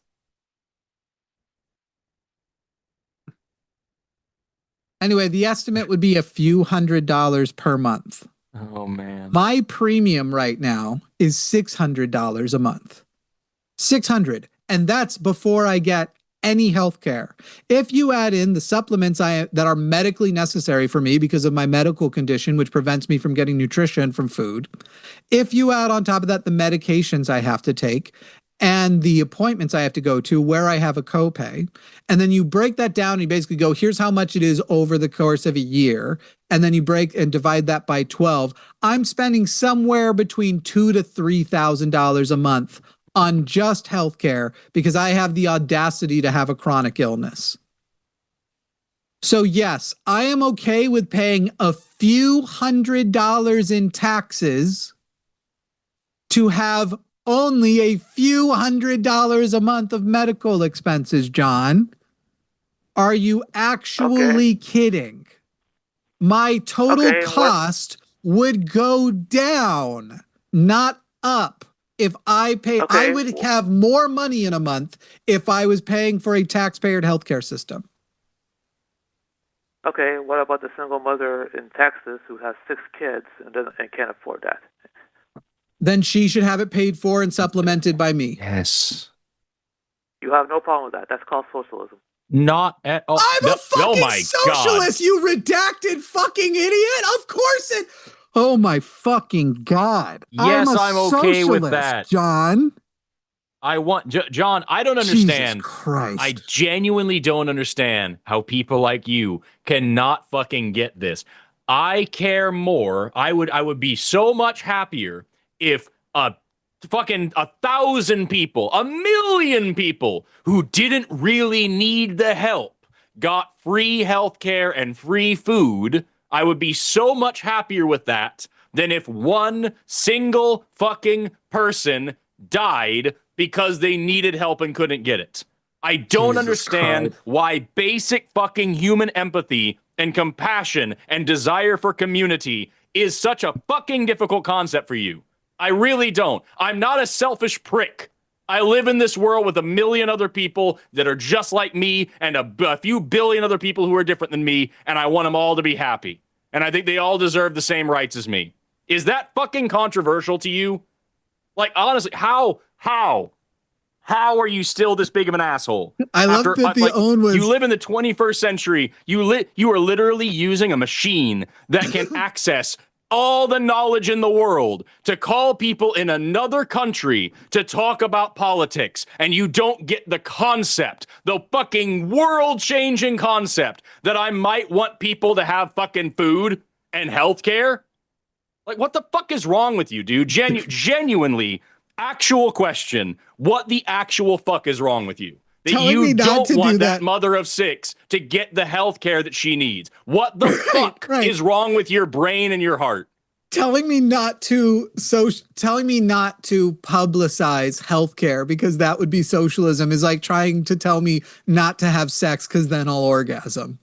It's so stupid. But I just don't understand it, honestly. Like, funny as it is, I'm so fucking annoyed by this fucking shit. It is just pure selfish, hateful stupidity. And I don't get how the fuck you sleep at night, dude. I really fucking don't. MAGA, is this the best you have? A Canadian conservative who doesn't know the basics of apparently who he's even talked to. You can't call in and do better than this guy, 336-543-2101. Jesus Christ. At this point, we will take the next MAGA caller. Are you guys Hey, John, are you going to let me speak now? Yes? When we're ready. Me speak? No, not yet. In a minute. John, you can speak in a minute. As soon as another MAGA caller calls in, we will stop this call to take a different MAGA caller. That's how bad we want to talk to somebody who actually can defend MAGA. You can have priority placement. If a MAGA caller will actually call in, we will stop John or whoever is not MAGA on the phone and take them immediately because surely you can do better. Anybody. Surely John can be improved upon. Go ahead, John. Okay, Forrest. If socialism is so great, how come every single country that has been socialist has failed? That's not true. That's not what I asked you. First of all, that's not true. Second of all, that's not what I asked you. But you haven't answered my question. Would you like to live in Cuba? You haven't answered mine. What is your You question? haven't answered my question. What's Oh, it's yours? weird that you What's do. your Oh, so you weren't fucking listening. My question to you, John, is how the fuck is it so fucking difficult to comprehend the idea that everybody should be fed and have medicine? I would rather 1 billion people get a free ride that they don't deserve than one single person starve to death or go without medicine when they needed fucking help. How is compassion and empathy and humanity and society such a fucking problem for you? That is my question. What is wrong with your brain and your heart that you do not see other human beings as deserving of basic fucking necessities to live? Okay, and how do you know that the person that you're giving the money to won't take that money and won't use it to Don't buy care. illegal drugs? I don't care. Or buy I a car? don't fucking care. I don't care. Don't You take care of fucking everybody. care. That's You the take- answer. Yeah, you don't. You take care of everybody, and what small element of people abuse it, you try and put systems into place to reduce the abuse. But at the end of the day, if a few people abuse it, but everybody else doesn't die of preventable disease, that's called success. Which you wouldn't Also, understand John, because you just made the false Socialism, claim. which has failed. Also, Good. John, I failed just want to be everywhere. clear. Also, John, I just want to be clear. If somebody used that to buy illegal drugs, you know what?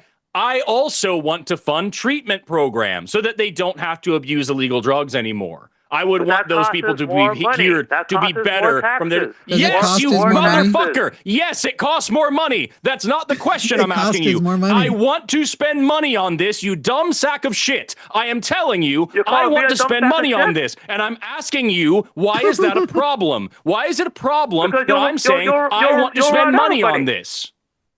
You'll run I'll out of run money. out of money? That's my problem. Oh, so the Yeah, money just that's how it works.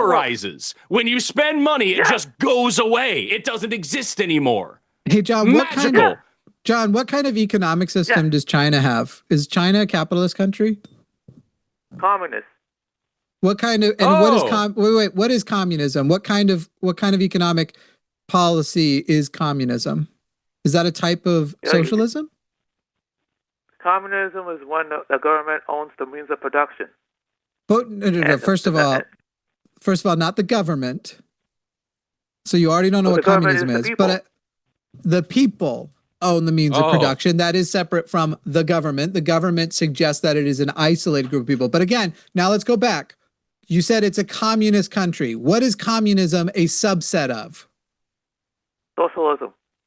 So when you said that all socialist countries have failed, you forgot about the biggest example of a socialist country that is currently overtaking the economic power of the United States?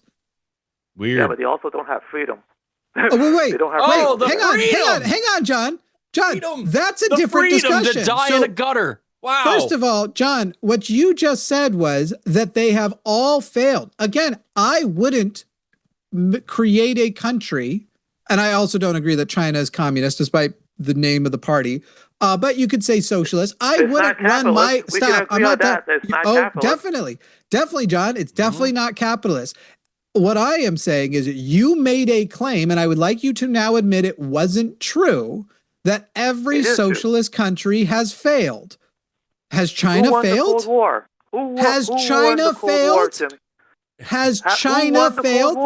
Who won the Cold War? Excuse me, John. Am I going to have to mute I'm you? sorry. All right, so John, I had to I mute didn't you realize because the you're asking an goalposts were over irrelevant there question. now. Every country didn't fight in the Cold War.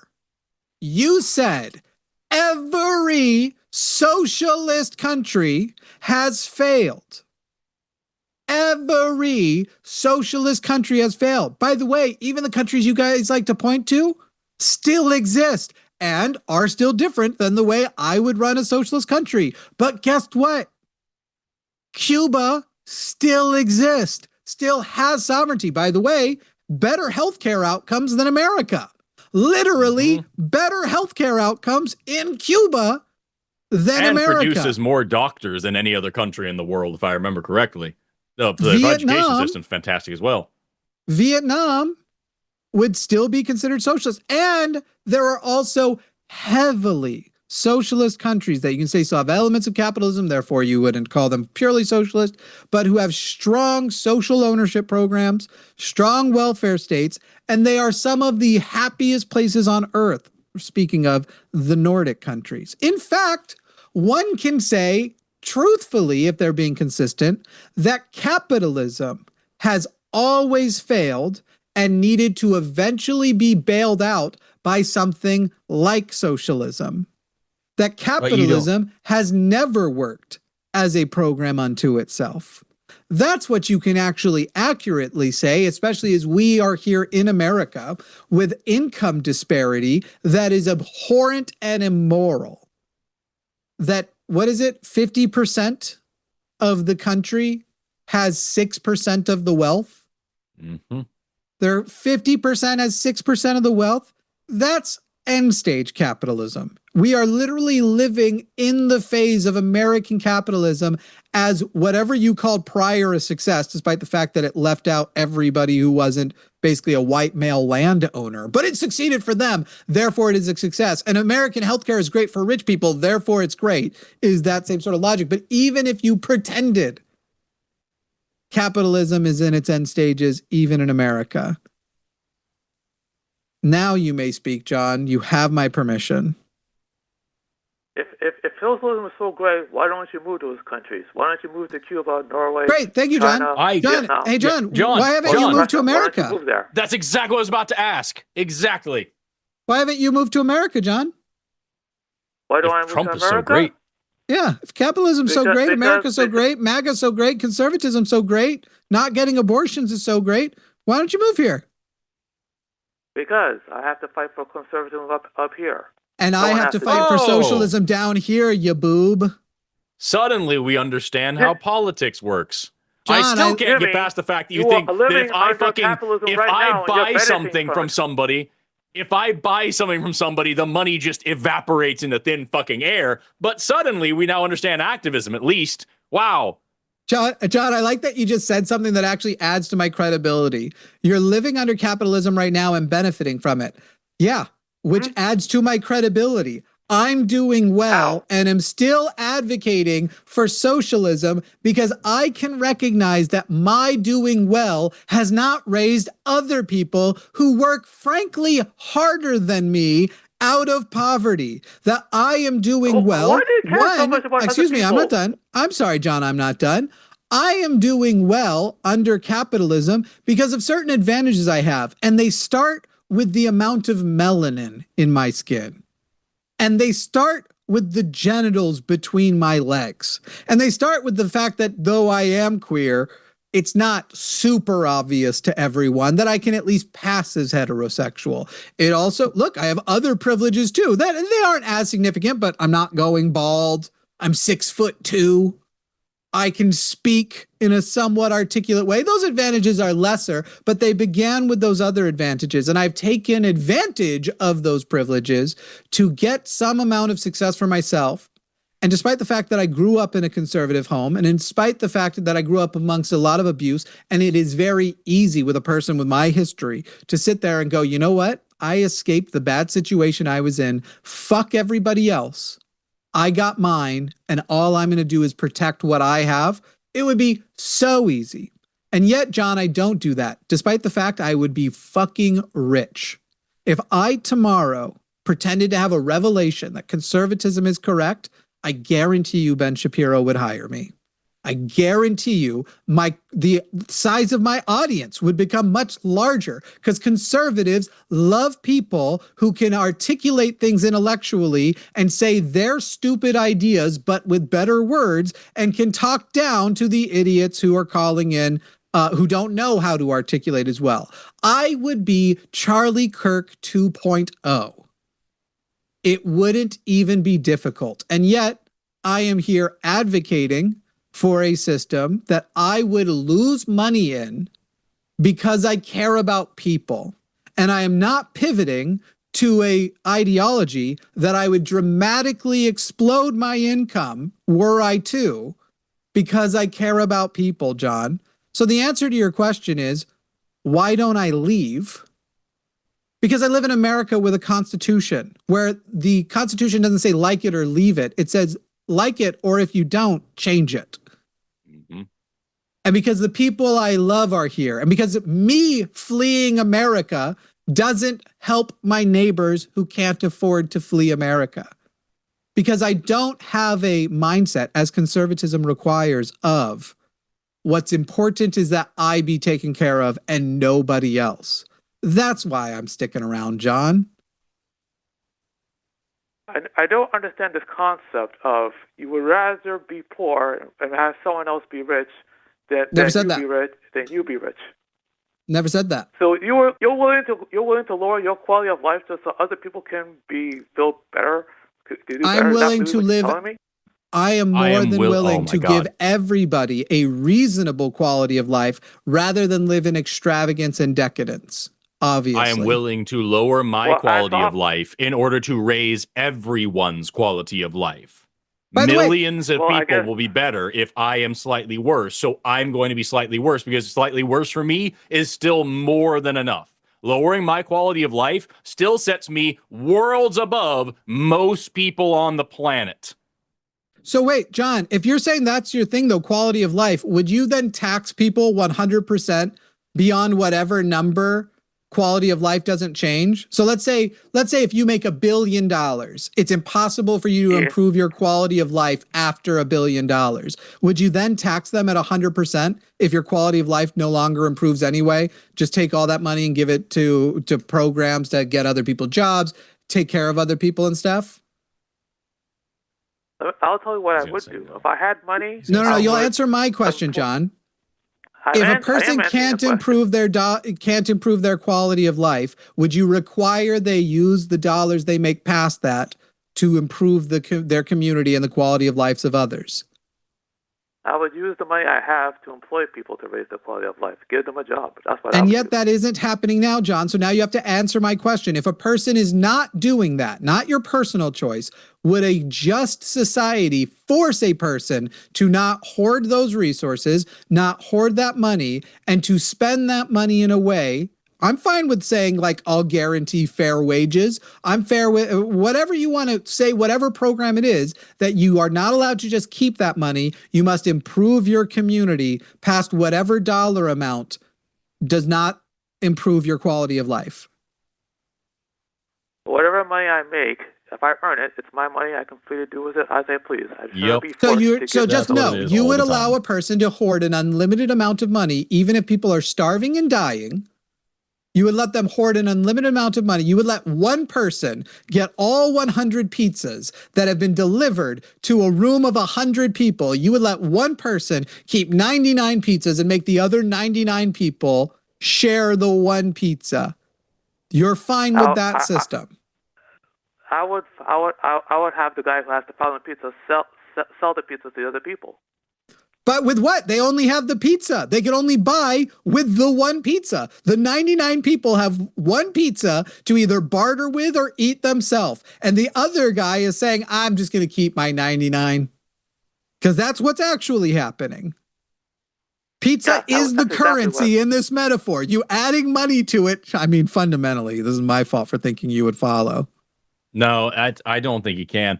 Honestly, John, usually whenever we do combative calls, I try to find middle ground and I try to find some way that I can connect with somebody. And I try to end the call by saying, hey, I think you're a better person than this. And I think you have these good roots and here's why. I don't think that about you, John. This is one of the first times I can remember on any of these shows that I have to admit defeat here. You're a bad fucking person. You are a selfish, hateful, stupid person who just genuinely thinks that everybody else in the whole world can kick rocks and die as long as you get yours. And I think that's fucking evil, and I think you should be ashamed of yourself. If you were smart enough to feel shame, I think you would. If you hate liberal Canada so much, leave it. If you love America so much, move to it. And then you'll see. Are you rich, John? Pardon me? Are you rich? I wish I was. Yeah, I bet. And you never will be. You know why? Because you weren't born rich. Goodbye, John. Michael. I was gonna go through the math with John and talk about like how many years he would have to earn $200,000 a year and spend no money at all to get to the level of wealth that he's fucking idolizing. But I don't think he can fucking do math, because you literally asked him how much of your taxes go to this program. He said, I'm not good at math. That wasn't even a fucking math question. He heard of the concept of a number and shut down. Just, oh my glob, dude. Michael in Georgia, you are on the line with Jimmy and Forrest. Michael, how old are you? 65. Michael, when the live chat is talking about you, would you rather they refer to you as a he, a she, or a they, or something else? A he. Great. We will go with that, everybody. Michael has shared his pronouns are he, him. You're a Georgia independent. In the last 3 elections, your choices were Hillary, Biden, or Harris versus Trump, Trump, and Trump. Who did you vote for in the last 3 elections? I generally vote Republican. I mean, I will vote for a Democrat if I can find one that espouses the values I agree with, but I haven't found. The last one that I voted for was Zell Miller when he was governor of Georgia. And that's great. So who did you vote for in the last 3 elections was the question. Trump. Trump. Okay, Trump, and Trump. I'm taking a little bit of notes here. What would you say is the number one thing you actually? I kind of want to do with you what I tried to do with John. Well, let's go down the list. Hey guys, can I interrupt just a second? I had a little aside here. You're in Greensboro, right? No. North Carolina. No, oh, okay. That's our what phone it said on the number screen is. there. Because I grew up in a little town about 20 miles from Greensboro called Graham, and I just thought it was interesting that you were that close to them. But never mind. No, so when I was searching for a phone number, I wanted a phone number that was catchy, and this one has the countdown 654322101. Okay. And so that's why right. it's there. I want to go down the list like we did with John, and so you understand like a grade system: A, B, C, D, F, no E, sure. A, B, C, D, F, like we have in school. And I just want to get an idea of your independence by asking you to grade different sectors of Donald Trump's presidency. So starting with immigration, would you give him an A, B, C, D, or F? Hey, that's what I wanted. And like I said, I want the deportations to continue. Okay, so would you give him an A, B, C, D, or F? A. Okay, you'd give him an A. Economy, on the economy. This could include things like tariffs, inflation, affordability would be, I think, a great thing. Technically, the stock market's in there, though I think it's whack that we measure the economy on the stock market. But you can, whatever of those things are fair game. Would you give them an A, B, C, D, or F? Maybe a C plus. Give them a C plus. All right, diplomacy. So when it comes to our foreign relations with other people, our trade agreements, wars, ending wars, making deals with people, A, B, C, D, F. B. Let me get B on that. Healthcare. So this would be, especially right now, the cost of healthcare, subsidies, whatever. I mean, healthcare is a pretty big one. A, B, C, D, F. To tell you the truth, I really don't have much of an opinion on that. Like I said, I don't have any insurance. I live on my Social Security. It's pretty much, out of my. I haven't had insurance in years, so I really don't keep up with what's going on in healthcare. Okay, so unknown. I got to tell you, that's a pretty big one for people right now. For example, my premiums are going up. My premium's going up to $600 a month, and I'm spending $2,000 to $3,000 per month on average on my healthcare needs. So yes, it's pretty big. It is, but that's what the Democrats were the ones that set these, made the rules for Obamacare and allowed them to expire. Yeah, that's true. Michael, it is absolutely the case. You are absolutely correct that the Democrats did not go far enough when it came to Obamacare. They didn't even give us a public option. Now, it is worth noting that people voted for Donald Trump because, as you say, they allowed them to expire. People weren't worried about them expiring because Donald Trump promised that before they expired, he would have a better plan in place. So you can say okay, where I'll it take is. your word on that. I really don't. I don't remember that, but I'll take your word for it that you're telling. You're right on that. Sure, if you Google it, you can do it after. You will find No, starting 10 years ago. 10 years ago, he started saying it was a couple weeks away, his plan. So yeah, healthcare. Donald, did the Democrats fail to deliver good universal healthcare? Absolutely. Donald Trump promised to fix it. He has not. The deadline is up. Now by the way, my premiums only went up by like 25%, 20%. A lot of people's are tripling, 300%. So that, just a little thing. I mean, I don't keep up with it personally for myself. I'm keep up with what's going on in the world in general. Like I said, I'm 65. I'm living on my Social Security. I'm busted basically. I've got a bad knee and I've got cataracts. I got you. Yeah. I'm glad that we have a social program in place to take care of you, because that's fair and we should do that. So my last letter grade that I want to get out of you is one that he ran on, and his attorney general, his FBI director, his until recently assistant FBI director made sort of the core issue of the campaign, and that is justice for victims of pedophilia. How would you grade that on a scale A, B, C, D, or F? Maybe a D. Yeah. How important was that one for you? It was pretty important, but at the same time, I believe if there was anything in the Epstein files that would have brought Trump down, Democrats had those for 4 years. Why did it not come out? Do you know the answer, Michael? Michael, before we tell you the answer to that question, do you already know what answer we're going to tell you? No, I don't know what answer, because I said 4 years they had those, and if there was anything they could use to destroy Trump, why wouldn't they have done it? Yeah, I'll give you two. I'll give you two reasons. The first reason is the official reason, and is pretty true. There were active investigations and indictments going on during most of that period of time. During most of Biden's presidency, they couldn't. It is, and by the way, back then, the attorney general was independent of the president. We know this because Joe Biden hated Merrick Garland for prosecuting his son. They were independent. Now, it's different. Yeah, now Pam Bondi, yes, yep, that's true, and it was a corrupt thing to do. Pam Bondi is now not independent, which is by many, many more ways much more corrupt. Pam Bondi is not independent, and so not only is the attorney general compromised, they're following direct direction from the president. Now, you could say, okay, Jimmy, you made that point, but there were a few months where they could have released it. Still, because those investigations ended toward the end of the Biden presidency. And so there are two theories there. One, with the election so close, Merrick Garland didn't do it because it would have looked exactly like he was trying to interfere with the election.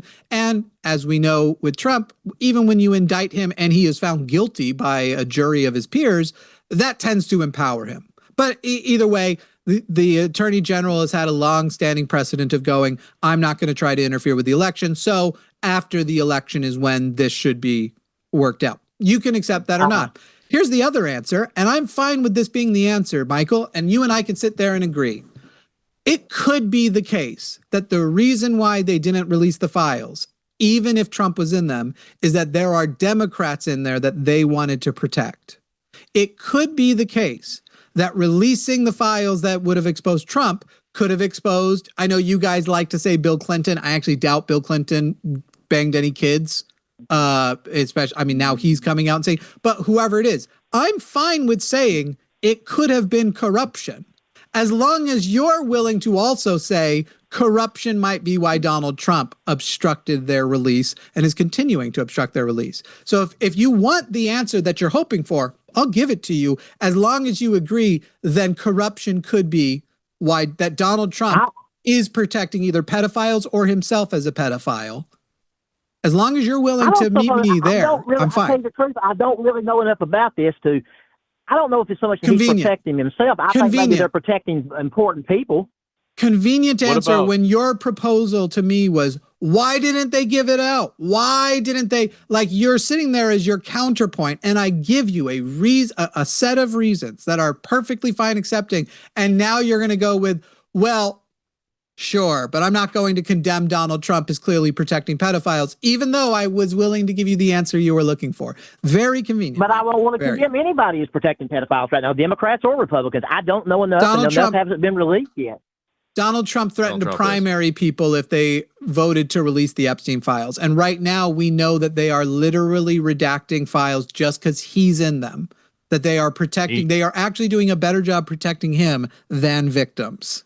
They have already released some files and then gone back and removed them from the DOJ website after they were already released because people pointed out that Trump was in them. And then they went in and removed the things they already released to the public. So this isn't even a conspiracy theory to say maybe they're hiding Trump. They have already released files with Trump in them. And the public said, hey, look, Trump's in here. And the DOJ returned those, like took them back.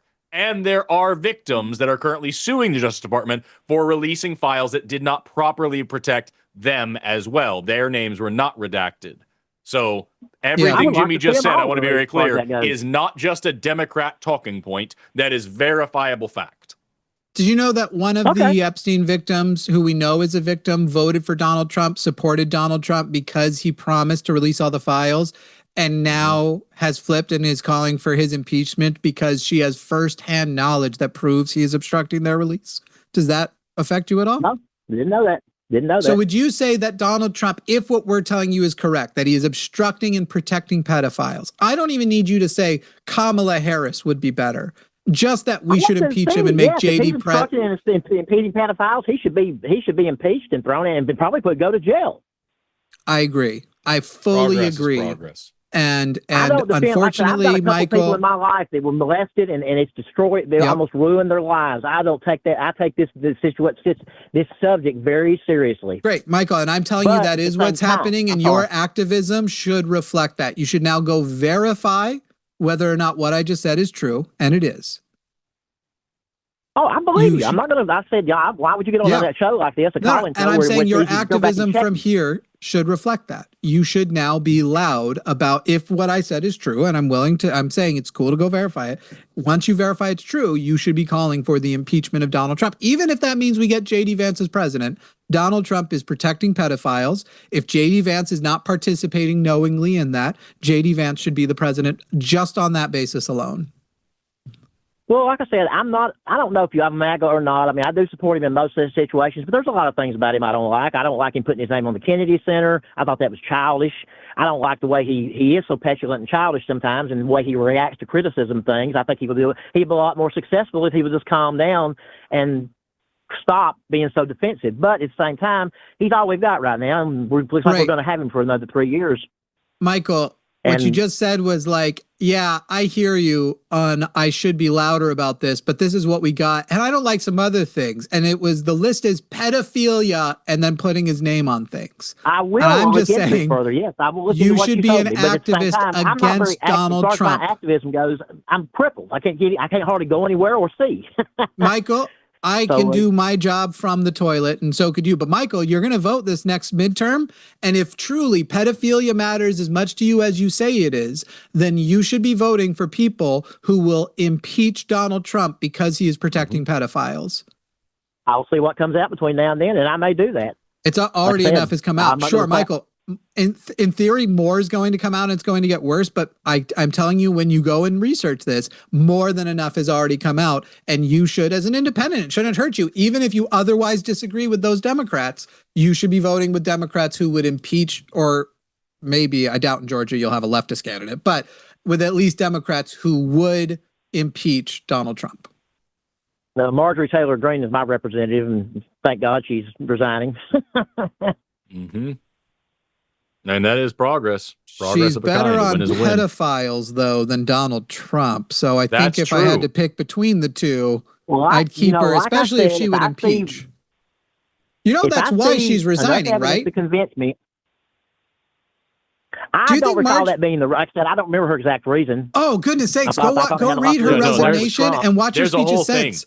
She is explicitly resigning because of his opposition to her and promised to primary her because of her support of releasing the Epstein files. She came out trying to stop. She came out saying we need to get all these fucking pedophiles exposed. Doesn't matter who's in there. We need to really. And Donald Trump said she's un-American, she's a traitor, that the T in Marjorie Taylor Greene stands for traitor, that everybody needs to fight against her. And she then came out and did an interview and said, he just treated me, she didn't say exactly these words, but she said, he just treated me the way that I expect him to treat everybody I don't like, and I didn't like it.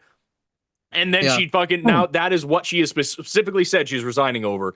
So, like, I hate the bitch too. She's fucking insanely stupid, racist waste of space. But, like, at least she has the moral high ground in this particular situation. And that's wild to say.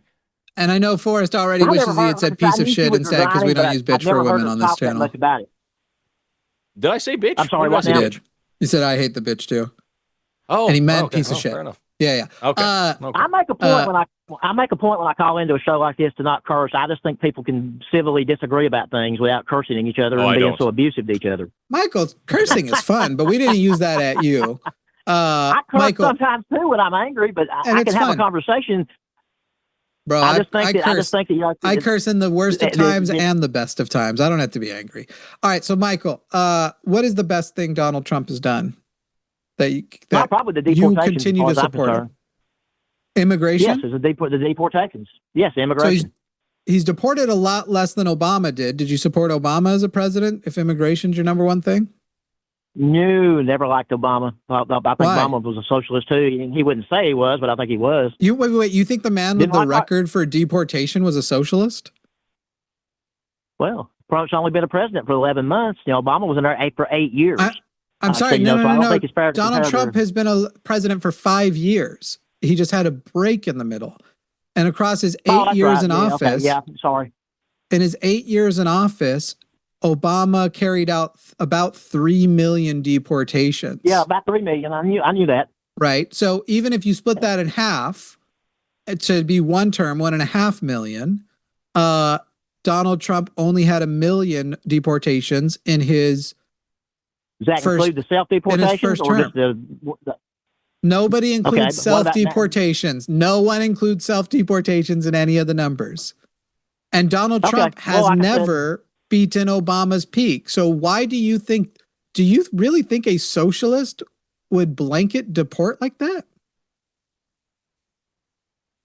I don't understand why any politicians do a lot of things they do. You know, as far as being consistent. No, I don't understand that and don't claim I do. You know what a perfect politician to me would be someone that says, look, here's what I want to do for the country. Here's my vision. And I have nothing to say about my opponent because obviously I disagree with him or I wouldn't be running against him. I would can I ask? Die on the spot. Sorry, I apologize. So Bernie? I'm sorry. What now? You described Bernie. Bernie talks about Trump now, but Bernie focused on issues when he ran the first time. Did you vote for Bernie? Did you primary for Bernie? I originally called in mainly to talk about, you seem to be I guess apparently you are a socialist, and that's what I originally called in to talk about.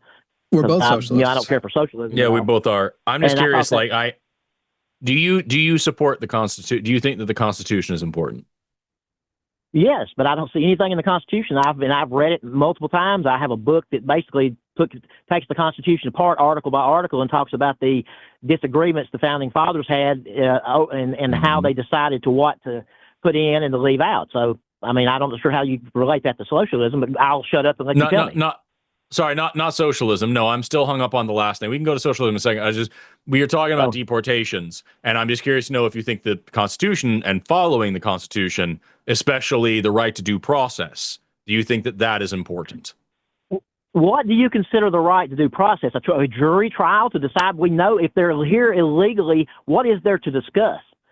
If they didn't apply for asylum, and most of them didn't go to a port of entry to do it. It's that we need to actually have a process in place to see if they are actually here illegally and then decide what level of punishment leading up to deportation they should have for that action. Because right now, we're just rounding people up because they're brown. And that's not the due process that the Constitution guarantees. Michael, you also just said... majority of them are from South America. That's seems to be a little logical, but they've been deporting people from other countries too. Michael, mostly brown countries. Michael, but what you said a minute ago was blatantly untrue. You said they didn't come. Maybe you just said port of entries. Most illegal, quote unquote, illegal immigrants came legally and overstayed their visas. That's the overwhelming number. Elon Musk was one such individual. Are you sure about that? Yeah. You're sure about 100%. that number? Yes. I mean, I know a lot of them overstayed their Very that's sure. the reason right there 100%. they should be kicked out if they overstayed their visas. 100%. Why? It's also important to point out. It's also important to point out that ICE is currently arresting people at their immigration hearings and at naturalization ceremonies. So these people who are going the right way, the legal way, going to the court and going through this step-by-step process, and even at the ceremony where they take the oath and become citizens, ICE is arresting people and detaining them there. So if this is really about illegal immigration... Wait a minute, let me get this straight. So they're swooping in at a naturalization ceremony and grabbing them right before they take their oath and deporting them. That's correct. What you're saying. That is correct. That literally happened recently. I've not heard or seen that anywhere. I'm surprised. I can't believe the left wouldn't be putting that out. Putting up billboards about that. Holy fuck, we are. Okay. Yeah, but Michael, like that's the thing. What I'm trying to get across to you here is I'm having to take watch Fox News, Mike. Check into it. Mike, you can't just watch Fox. Go ahead. You said you've read the Constitution several times. Read the 5th Amendment and the 14th Amendment again. It says the right to due process and equal protection under the law and all these things apply to all people, every single person. It doesn't say citizen. It doesn't say legal citizen. It doesn't say people who came here the right way. It says every single person under American jurisdiction. And that is there to protect you just as much as it protects them. Because if we can say this person's illegal, so we don't really need due process, guess what, Michael? You're illegal. And now I get to deport you. And you don't get to defend yourself and prove your citizenship because you don't get due process because I said you're illegal. Do you understand how that works? Yes, I understand. I understand everything you're saying. Right. All right, so now, Michael. The problem here is that Trump's Justice Department and Homeland Security, by doing this, why are the courts not stopping him? Because they are trying to. And how many judges? How many judges did you put in? Said they are trying to, and also he literally said that he thinks that all rules, including the Constitution, should be suspended in his favor. He said that. So, like, if you're pro-Constitution and you're pro-freedom and you're pro-America and all these things, why are we still talking about the dude who is actively violating the Constitution, is going against American principles of plurality and freedom and equality and all that shit, and also out loud with his fucking face said that he wants to do those things? Why is that an issue? Michael, I do want to further answer your question, though, about the judges. Real quick, I'm Mike. going to look into everything you say. Real quick, I do also want to point out research on this. For your question with the judges, in Trump's first term, Mitch McConnell literally got him hundreds, if not thousands, of federal judge appointments, as well as by stonewalling what was Obama's right to a Supreme Court justice, got Donald Trump a bonus one and then 2 more. So the Supreme Court has Trump judges and the federal courts have anti-immigrant judges. Now, Michael, I have a question for you. What is the appropriate crime, like response to the crime of parking somewhere illegally? So let's say you overstay, you don't feed the meter. You had an hour of time, you don't feed it. What is the appropriate penalty from the government for overstaying a meter? Usually a fine. Yeah, it's usually like a fine.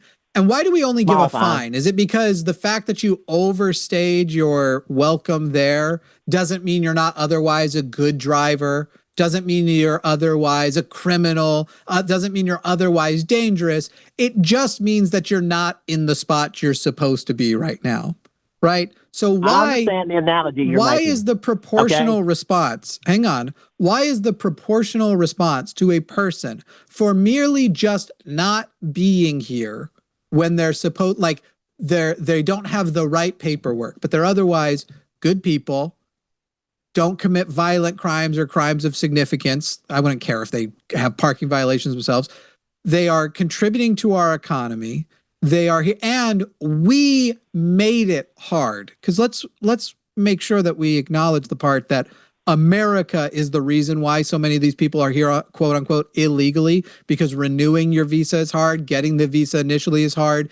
In general, our immigration system is slowed down with not enough judges, with not enough supporting it, that it's really our fault that a lot of these people aren't getting their day in court that would otherwise get them there. Why is the proportional response to merely them being here is good, but they don't have the right paperwork. Why is deportation automatically the correct punishment? But towing your car wouldn't automatically, or destroying your car, or taking your license away, or putting you in prison. To me, Mike, I'll let you respond in a moment. I just find it stupid that we've jumped past this argument of whether or not it is appropriate for a violent criminal to be deported. Why is just a mom supporting a family of people who are contributing to our economy, why should she have the same level of punishment as the murderer or the drug trafficker or the human trafficker? I don't think that these things are alike and should be treated proportionally. Okay, can I go now? Yeah. Okay. Start with, I mean, this is, I don't know if it's a tangential to that or not, but I hear so many leftists screaming about not deporting the criminals, just deporting the people that are just working and trying to live their lives. If the sanctuary cities police departments and political structure would cooperate with ICE and let them pick these criminals up at the police stations, which they have many times tried to do, then you wouldn't get as many innocent people swept up in these sweeps. Michael, the reason why the sanctuary cities aren't participating with ICE is because ICE isn't only getting their people who vote like you, Michael, usually say you're a criminal if you're here illegally, period. So they don't care about the laborers. They don't care about, it's not even a crime. It's a civil violation, right? They just jump to, you're here illegally, therefore deport. So the question to you wasn't, how could we make working with ICE better? It was, why is the violation for people who are here, are good people, they're trying to get a better life for them, they're trying to live the American dream, they bought into the bullshit American propaganda that this is the place to be if you want to get ahead. Why should we give them the same treatment as a drug trafficker? Why are their penalties the same? Well, I would hope if we catch drug traffickers, they're going to prison, not just being deported. Yeah, and why should moms be going? I understand these people come here for a better life. I'm not cruel and I'm not inhuman. I understand these people come here because they want a better life for their children. Like I said, but there's been millions of them coming in, unvetted. We don't know who they are. We don't know what countries they come from. Incorrect. Not millions unvetted. We used to millions unvetted is not true. We have diseases popping up now that we've eradicated for the most part. Yeah, none of what you just said is true. Most of what you just said is literally, and I don't think you're a white supremacist. Most of what you just said is white supremacist propaganda. No, I'm not a white supremacist. Because first of all, most individuals do not come here unvetted. Most people who are here, quote unquote, illegally are here after overstaying a visa. Also, just throwing this out there, 73. I'm going to have to check into that one. I'm just not sure I believe you on that. I know there's a bunch here that was their visas, but what about all those millions that poured in during Biden's presidency? You can't tell me they all had 73. They came here legally, and millions is also an exaggeration. And also over 73% of people currently in ICE detention have no criminal convictions. So, like, these aren't just the big, bad, evil drug dealer guys. These are you were talking earlier, like, I understand it's just these.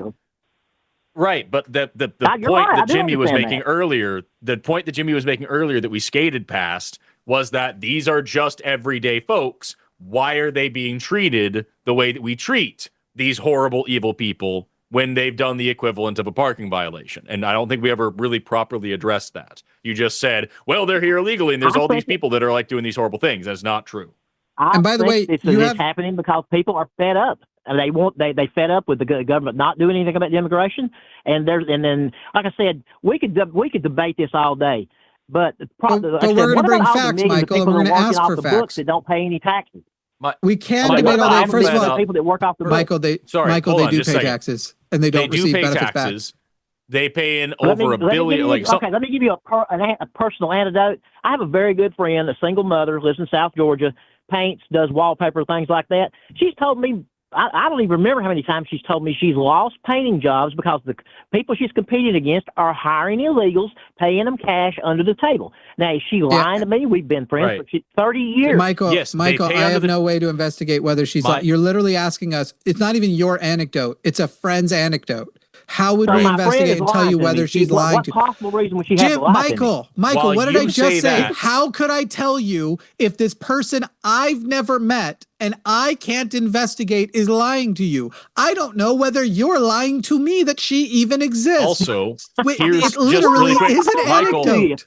Michael, How do I while know that? you, Man, I'm not ever going to meet. I'm not ever going to meet you in Jesus person. Why Christ. would I bother lying to you about something? Michael, Yeah, while go ahead, you're Sergeant giving us Pro-Trump. an anecdote, while you're giving us an anecdote of what your friend told you about whoever, here's a study from the Institute on Taxation and Economic Policy, which shows that undocumented immigrants paid almost $100 billion in taxes. They paid almost $100 billion in taxes into systems that they cannot benefit from. They benefit the country so much more than this country benefits them.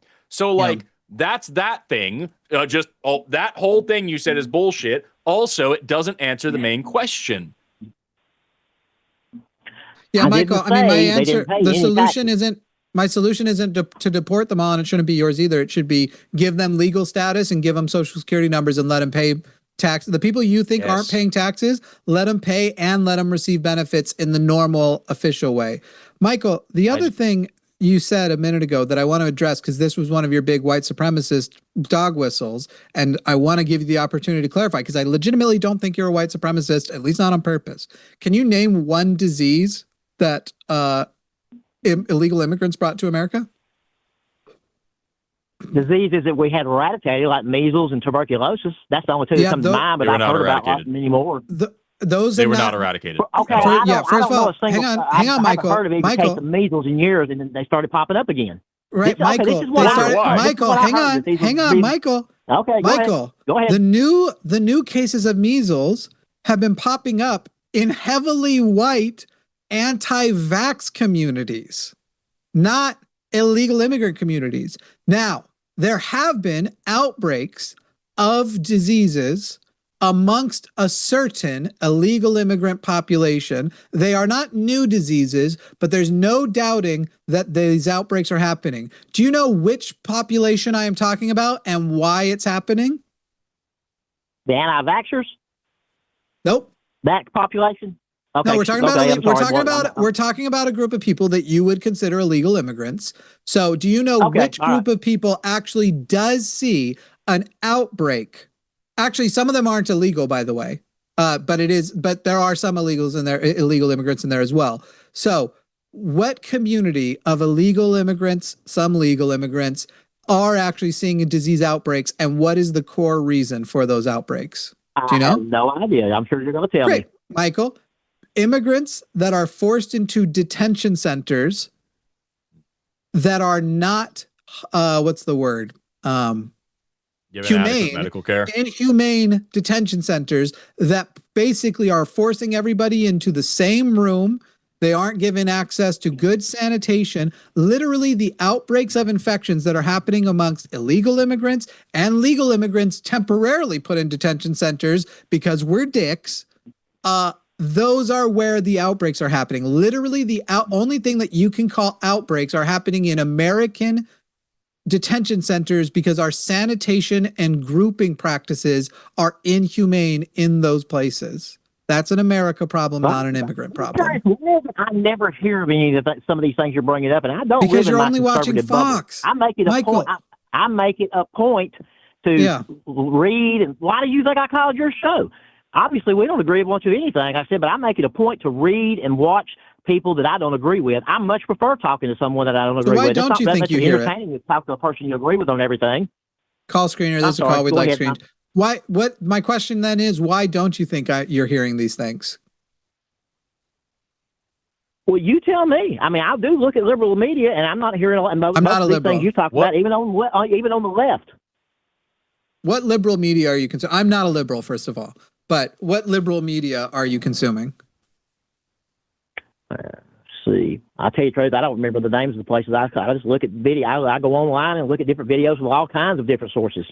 All right, I'm just going to tell you where to start, top of the head. And we'll see if this does. Hopefully, I don't know if you've got if you're spending money on subscriptions, otherwise cancel some subscription and get a subscription to Ground News. That will at least be a better place.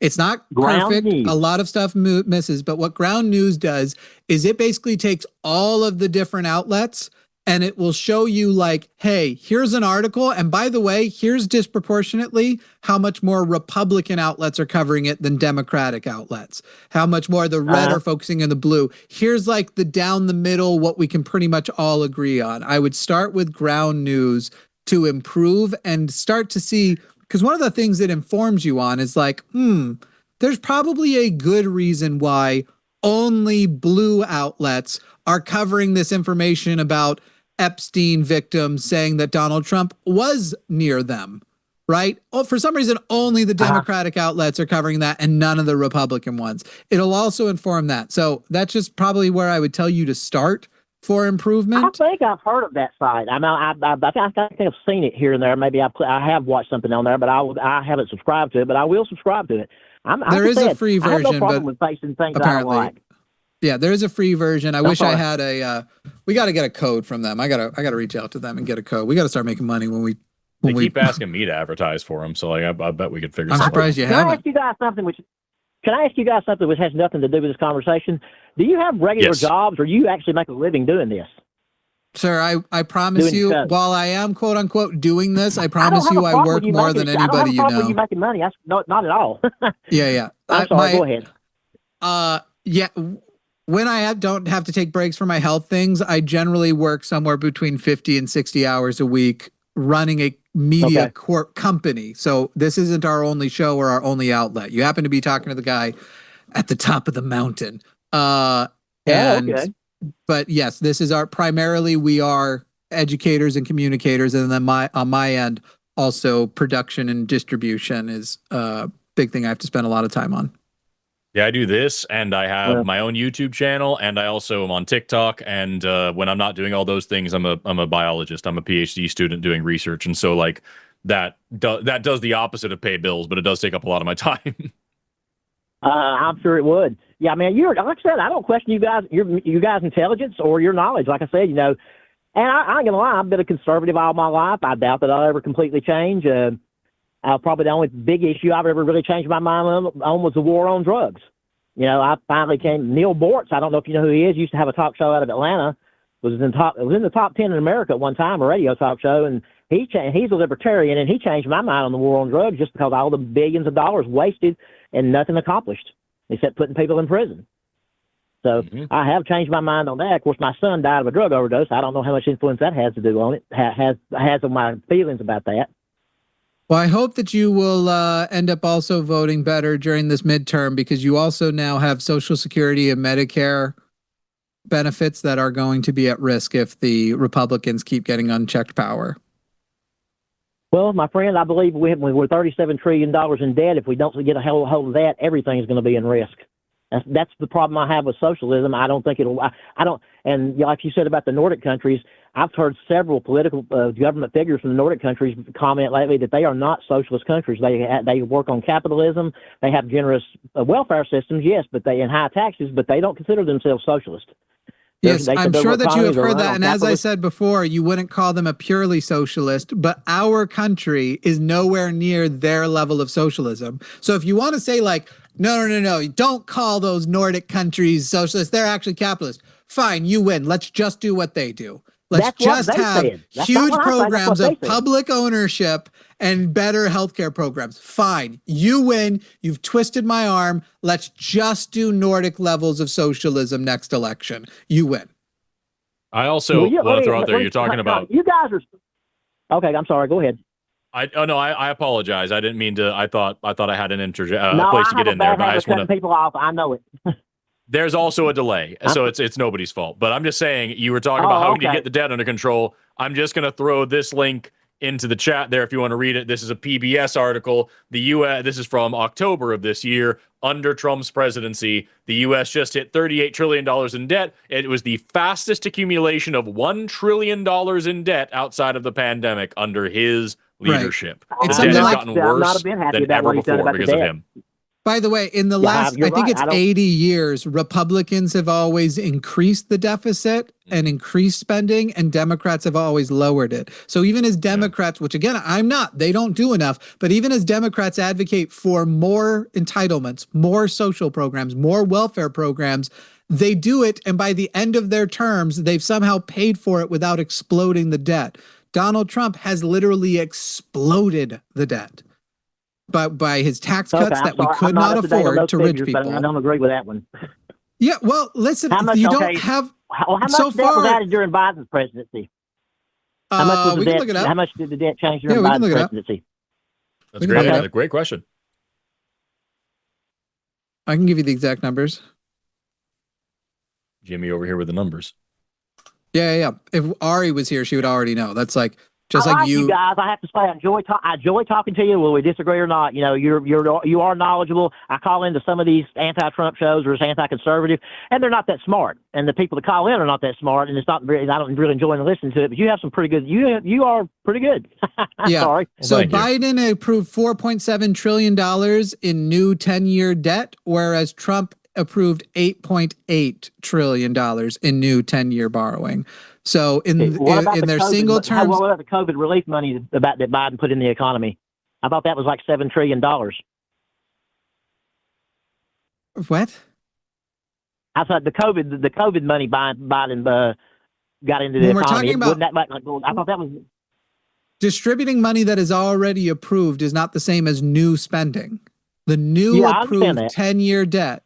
The new approved 10-year debt was $4.7 trillion under Biden and $8.8 under Trump. So where the money went is a little bit irrelevant.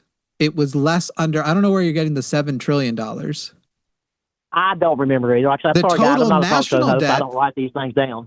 The total national debt, which includes approved spending of a previous president and the approved spending of the current president, was up by about $8 trillion under both of them. But the $8 trillion that is under Biden includes a bunch of money that went up because we lost. That number actually would have been less under Biden had Donald Trump not exploded the debt by giving rich people tax cuts.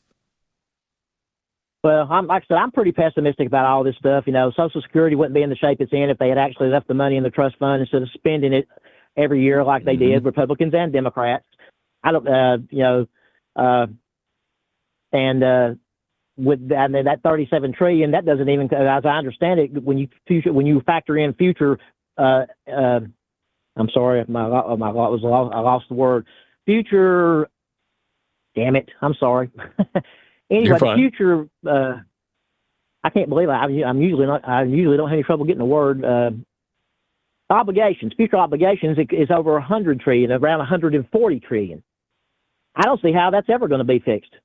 I mean, not unless there's a complete collapse of the government and we just start over from fresh. I just don't have. No, I'll tell you, by taking it from the rich. Those things are the things I worry about the most. By taking it from the rich and living in an equitable society. Well, see, I don't agree with that. Rich people, every job I've ever had, a rich person gave me that job. Poor people and can't they give you a took job. disproportionately more. They took disproportionately more proportional to the actual labor and burden that they put on you, as well as people around them and everything else.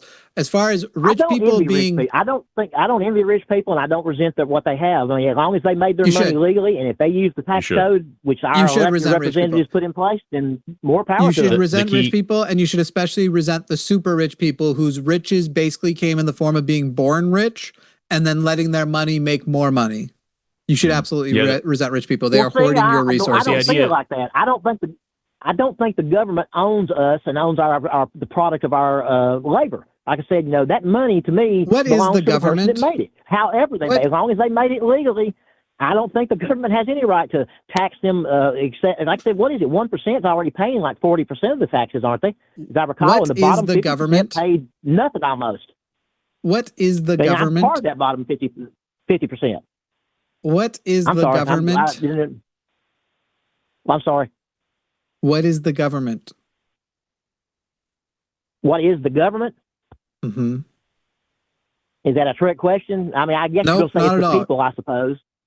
Right. It's the people and it's the authority the people give. It's the entity the people give an authority to make sure that society remains equitable and that no group of people can take advantage of other group of people. Capitalism counters that. Literally, we have a situation where you have 100 people in a room and one guy is getting 96 to 98 of the pizzas and everybody else is sharing the remaining 2 to 3. That's I heard that on I heard that before I called in, but let me make my point. Let me make a point. And absolutely, those 99 people should either go take some of those pizzas or take the pizzas and eat that guy, because that is an absurdly immoral thing. So far, the Russian Revolution, the French Revolution, none of that has turned out very well. I mean, I don't think people in poverty in America are going to tell you that this has turned out great either. That income inequality, that the fact that people are blind. There are people, and I'm crippled and can't even work anymore. But but just because Michael, didn't you say you had cataracts earlier? The system is bad. Didn't you say you have cataracts earlier? You are literally blind because you're not rich. Yeah, and whose fault is that? I could have made rich I did people. Very, very well in school. I'm not trying to brag. Look, it is rich people's fault. It's not your fault. Michael, okay, wait a minute. Sorry, let me say. Let's just do a thought experiment.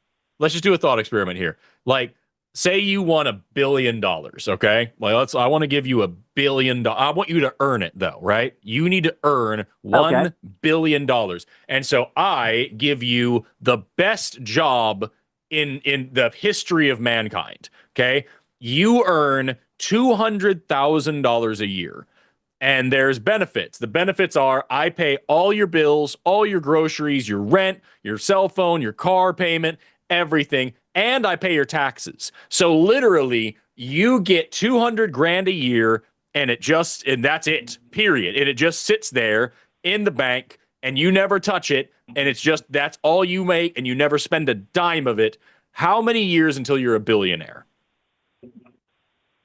200,000 a year. Yep, $200,000 a year, and you never spend a dime. How long until you're a billionaire? Man, I can't do the math right now. That's 200,000 a year until in 5,000 years. You have $1 million. It's 5,000 years. Yep, but in 5,000 years, you would have 1 billion. So my question to you is, you have people like Elon Musk. What's Elon Musk's net worth at the moment? It's like 600 billion, or I think it was 683 last I saw. So $600 billion, we'll say. Yeah, so we'll say 3, just be easy. So over $300 billion. So my question to you is, what's 5,000 times 300 is 1,500,000. Do you think that Elon Musk has done a $200,000 a year worth of work for 1,500,000 years? Do you think he has done that much work to earn the money that he has? No, he don't. But he's done some. Really. He's done exploitation. Is what he's done. He was born very rich. Disagreement on this, fellas. He was born very rich. Mike. I'm trying to explain the disagreement. Wait a minute. How rich was he? How wealthy was he to start with? His family. Very. I don't know off the top of my head. I don't know off the top of my head, but I can give you an example that will make it irrelevant. Okay. What I do know for sure, his parents owned a sapphire mine in apartheid South Africa. They made money off of one of the most evil institutions in human history. You can actually listen to modern interviews with his dad. You can listen to modern interviews with his dad, where his dad is talking about, like, why do these blacks have so many problems? We fed them, didn't we? Like, he's an evil son of a bitch. So this is where this guy gets his money from to start with. He then comes over here to America, overstays his visa, is an illegal immigrant, the kind that we would be throwing in concentration camps right now for a little while. And then he engages in the buy, borrow, die system. And if you're not familiar with that, what that means is you buy a bunch of stocks and shit with the money that you have, and then you can tell the government this is just stocks. It's not realized income. This isn't real, so you can't tax me on it. And so they say, okay, it's not real. We can't tax you. Then you go to a bank and you say, hey, this is real. I have these stocks and I'm going to borrow against them. And you borrow a shitload of money and you use that money to buy more assets. And you do that over and over, never paying taxes on what you have and borrowing more and more and more. And then you die. And the debt goes away and we don't have a good inheritance tax. And so your children get all that money. And that's why we have generational wealth in this country, where you have like 6 people that have more money than the bottom 50% of the country combined, because they've just had wealth growing over generations, borrowing against their own wealth and never paying proper taxes. Meanwhile, you would have to work for 5,000 years at the best job anyone's ever dreamed of to even get one tiny piece, 1/300th of what Elon Musk has. So that's the fundamental thing here. You don't get as rich as these people you're looking up to that say make all the jobs and shit. You don't get that rich without exploiting people. You say all the jobs you had come from rich people. They didn't pay you fairly, dude. They didn't treat you fairly. They exploited you and stole your labor. Treated me very fairly. How rich are you right now? How rich are you right now? Oh, I'm not rich at all, but that's not my fault. That's not their fault. Did you work hard? Can I make a statement? In a moment, Mike. Let me ask you. Hang on, Mike. Actually, I want to get one thing in here first. I want to get something in here first, Mike. You're not going to convince us that any of them treated you fairly, because you don't have to be blind right now. And the reason you are blind is that people who were born rich have spent a lot of money to make sure that they can keep money that doesn't actually make them happier at the cost of you continuing to be blind. When you said earlier, we're just not going to see eye to eye on this, you're right. But Forrest and I will see, and you won't, because you haven't supported an economic system that we support, because you haven't engaged in a political system that would make sure you see. There's like a cruel irony in it all, that we're not going to see eye to eye, that Forrest and I believe you should be able to literally see, and that rich people who have never worked as hard as you should not be able to hoard the resources that are preventing you from literally, with your eyeballs, seeing.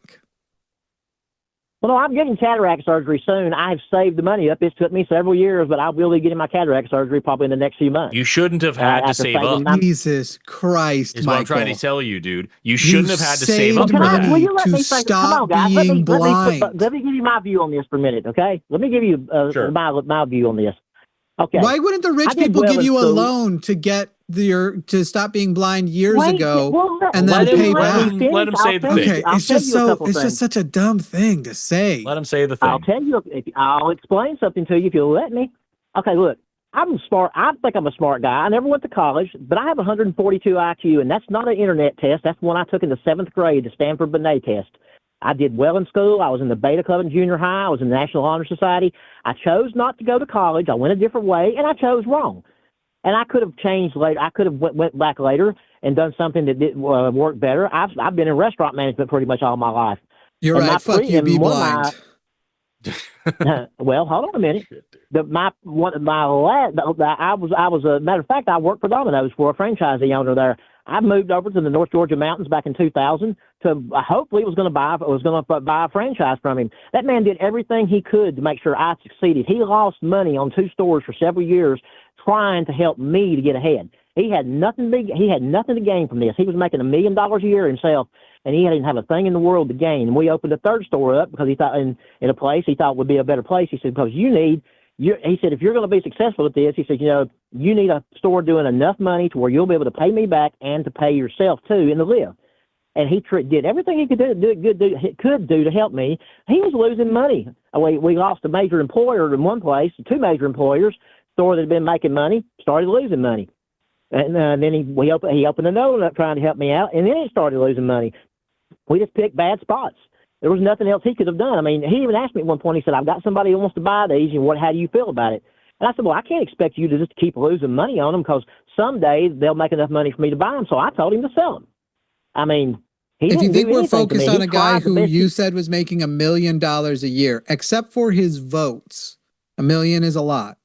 except for the way he voted, the policies he would have supported, those would have been the main things I would have criticized. If you think we're focused on the $1 million a year guy, when billionaires, again, who are born that way, are hoarding your resources, we're just not going. And Michael, I think we're just going to wrap up here because it is rich people's fault that you are blind, Michael, and that you are having to save up money to stop being blind. And we're not going, like, I don't know what example you think you were going to give, but this guy's just got such a good heart and he was so great. But well, call the millionaire and ask him if he'll cover the cost of your cataract surgery and you'll pay him back if you can. Right? That's how great the guy is. He went bust during the 2008 recession. He went bust. Just to remind you, that guy making $1 million a year would have to make $1 million a year for 1,000 years to have $1 billion. There is no way that he is working that hard. That's the big thing that I keep trying to get across to you, dude, is it's not about, like, you keep talking about, like, oh, they give us these jobs, they give us this thing, they worked and they made all these right decisions. There is no amount of work. There is no amount of work, effort, dedication, college, nothing, zero, not a single thing you could possibly do in your life that would justify you having $300 billion, especially while we have people who are dying and starving on the street, people like you who can't afford proper health care, that are suffering with disabilities, people that are fucking starving to death all over the world, homelessness, poor education, massive rates of illiteracy. We still have shitty water pipes in Michigan. Like, there is no excuse at all. Nothing anybody could ever do to justify having that much money and being that wealthy. It is just fucking evil, no matter what. Michael, I hope Elon Musk watches this call and he decides to pay for your cataract surgery. But in the meantime, Jesus fucking Christ, it's like we have a problem with people who vote MAGA being politically blind, and I can't get through to an actual blind guy that he deserves to not be blind when he doesn't have to be. I have a different philosophy of life. Like I said, I don't think it's anybody's fault. Where I'm at in my life, I think you've fallen for a different philosophy. Nobody did this to me. You've fallen for a different philosophy. Yes, they did. Yeah, Michael, guess what? No one did the billions of dollars to the billionaires. The number one way to be rich is to be born rich. You deserve to be blind as much as they deserve their riches. Not at all. And why would I believe? Why would I believe the government would use that money any better than they do? They don't. Because you should support a system by which the government. Because you should support a non-tyrannical government where the people can actually hold the government. I agree. Donald Trump should not be in charge of the healthcare dollars because we have a tyrant in office right now that it's very obvious to see why you wouldn't want to give a tyrant millions of dollars. But if you create an actual democratic system. How are you allowed to call him a tyrant? If he was a tyrant, you couldn't be on the show calling him a tyrant. That's another problem. I assure you, Michael, if Donald Trump finds out I call him a tyrant and has enough of an issue with it, he will actually make my life hell, as he has done for other people.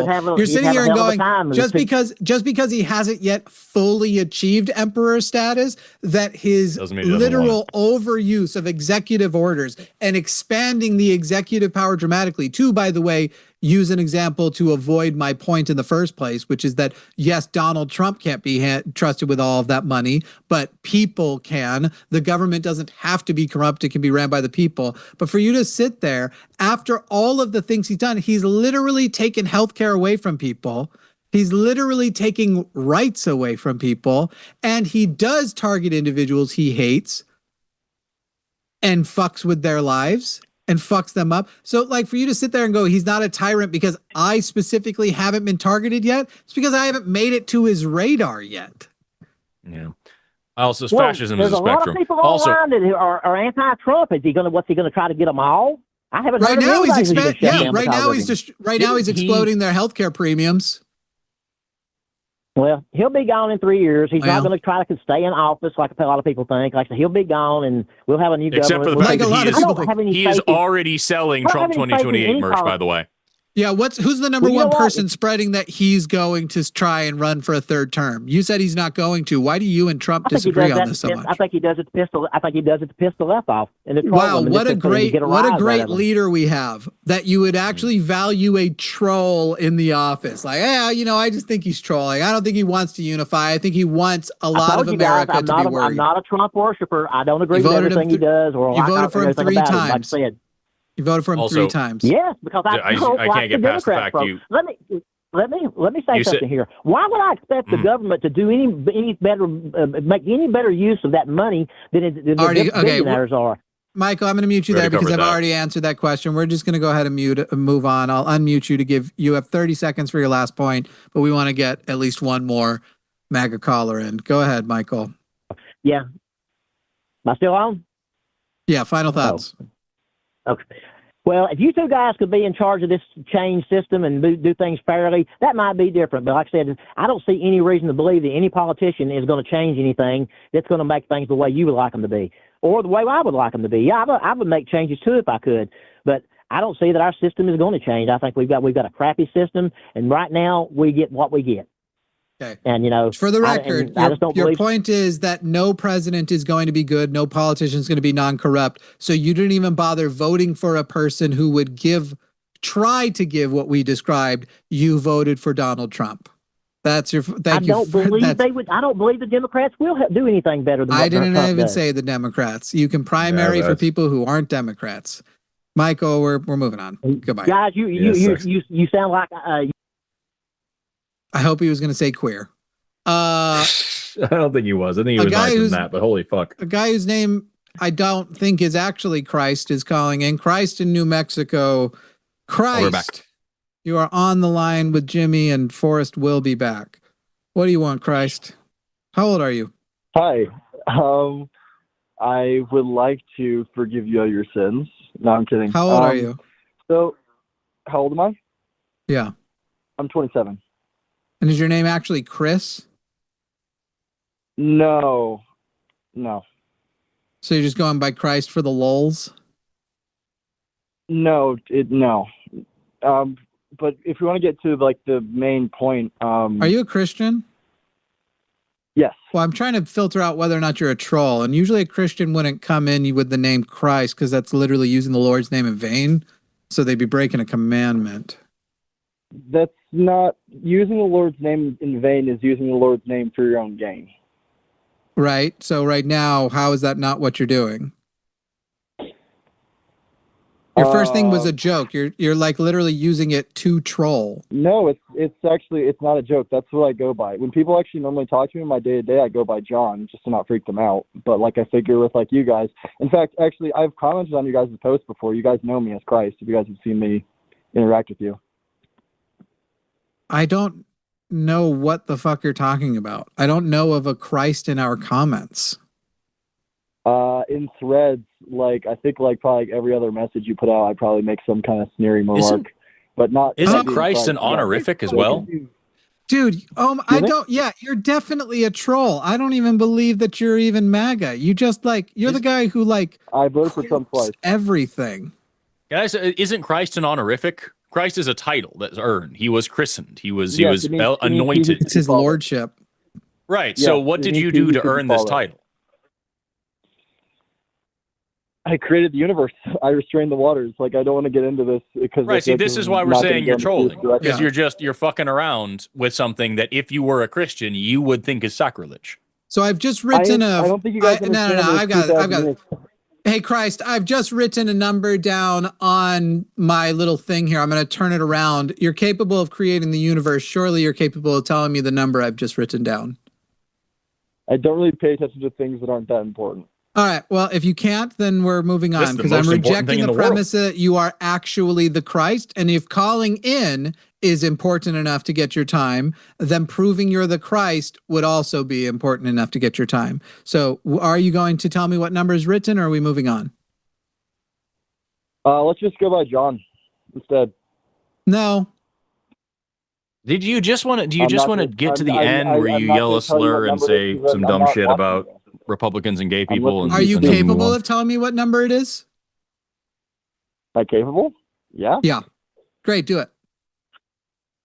No. I'm not Then going you're a to. troll. No, Then I'm fuck not you. You're a calling troll. a rant about gay people. I just Then wanna talk- fuck you. You're a troll. I don't give a fuck. Go fuck all the way off. You're a troll. You absolutely are not capable. And like fucking, I don't care. In fact, I'm going to just make the call now and just ban you. I do not care if somebody's going to call in and pretend to be Jesus. I don't care.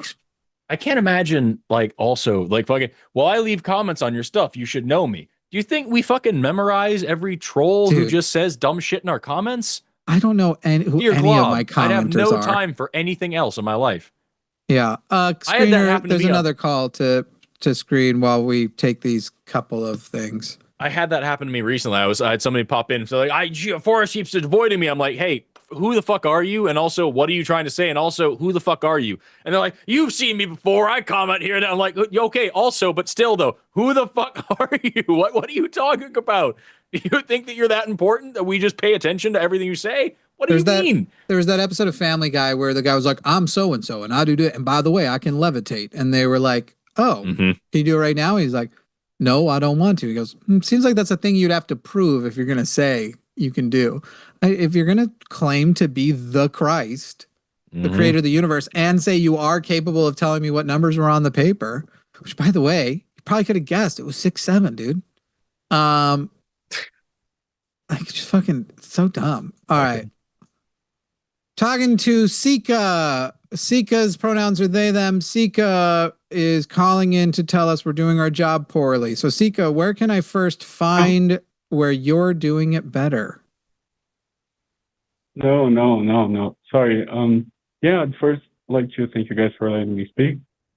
I'm 27, and I know like you're not hunting for this, you're trying to talk to MAGA, but I do think I have something to add to the conversation in a meaningful way, a respectful way.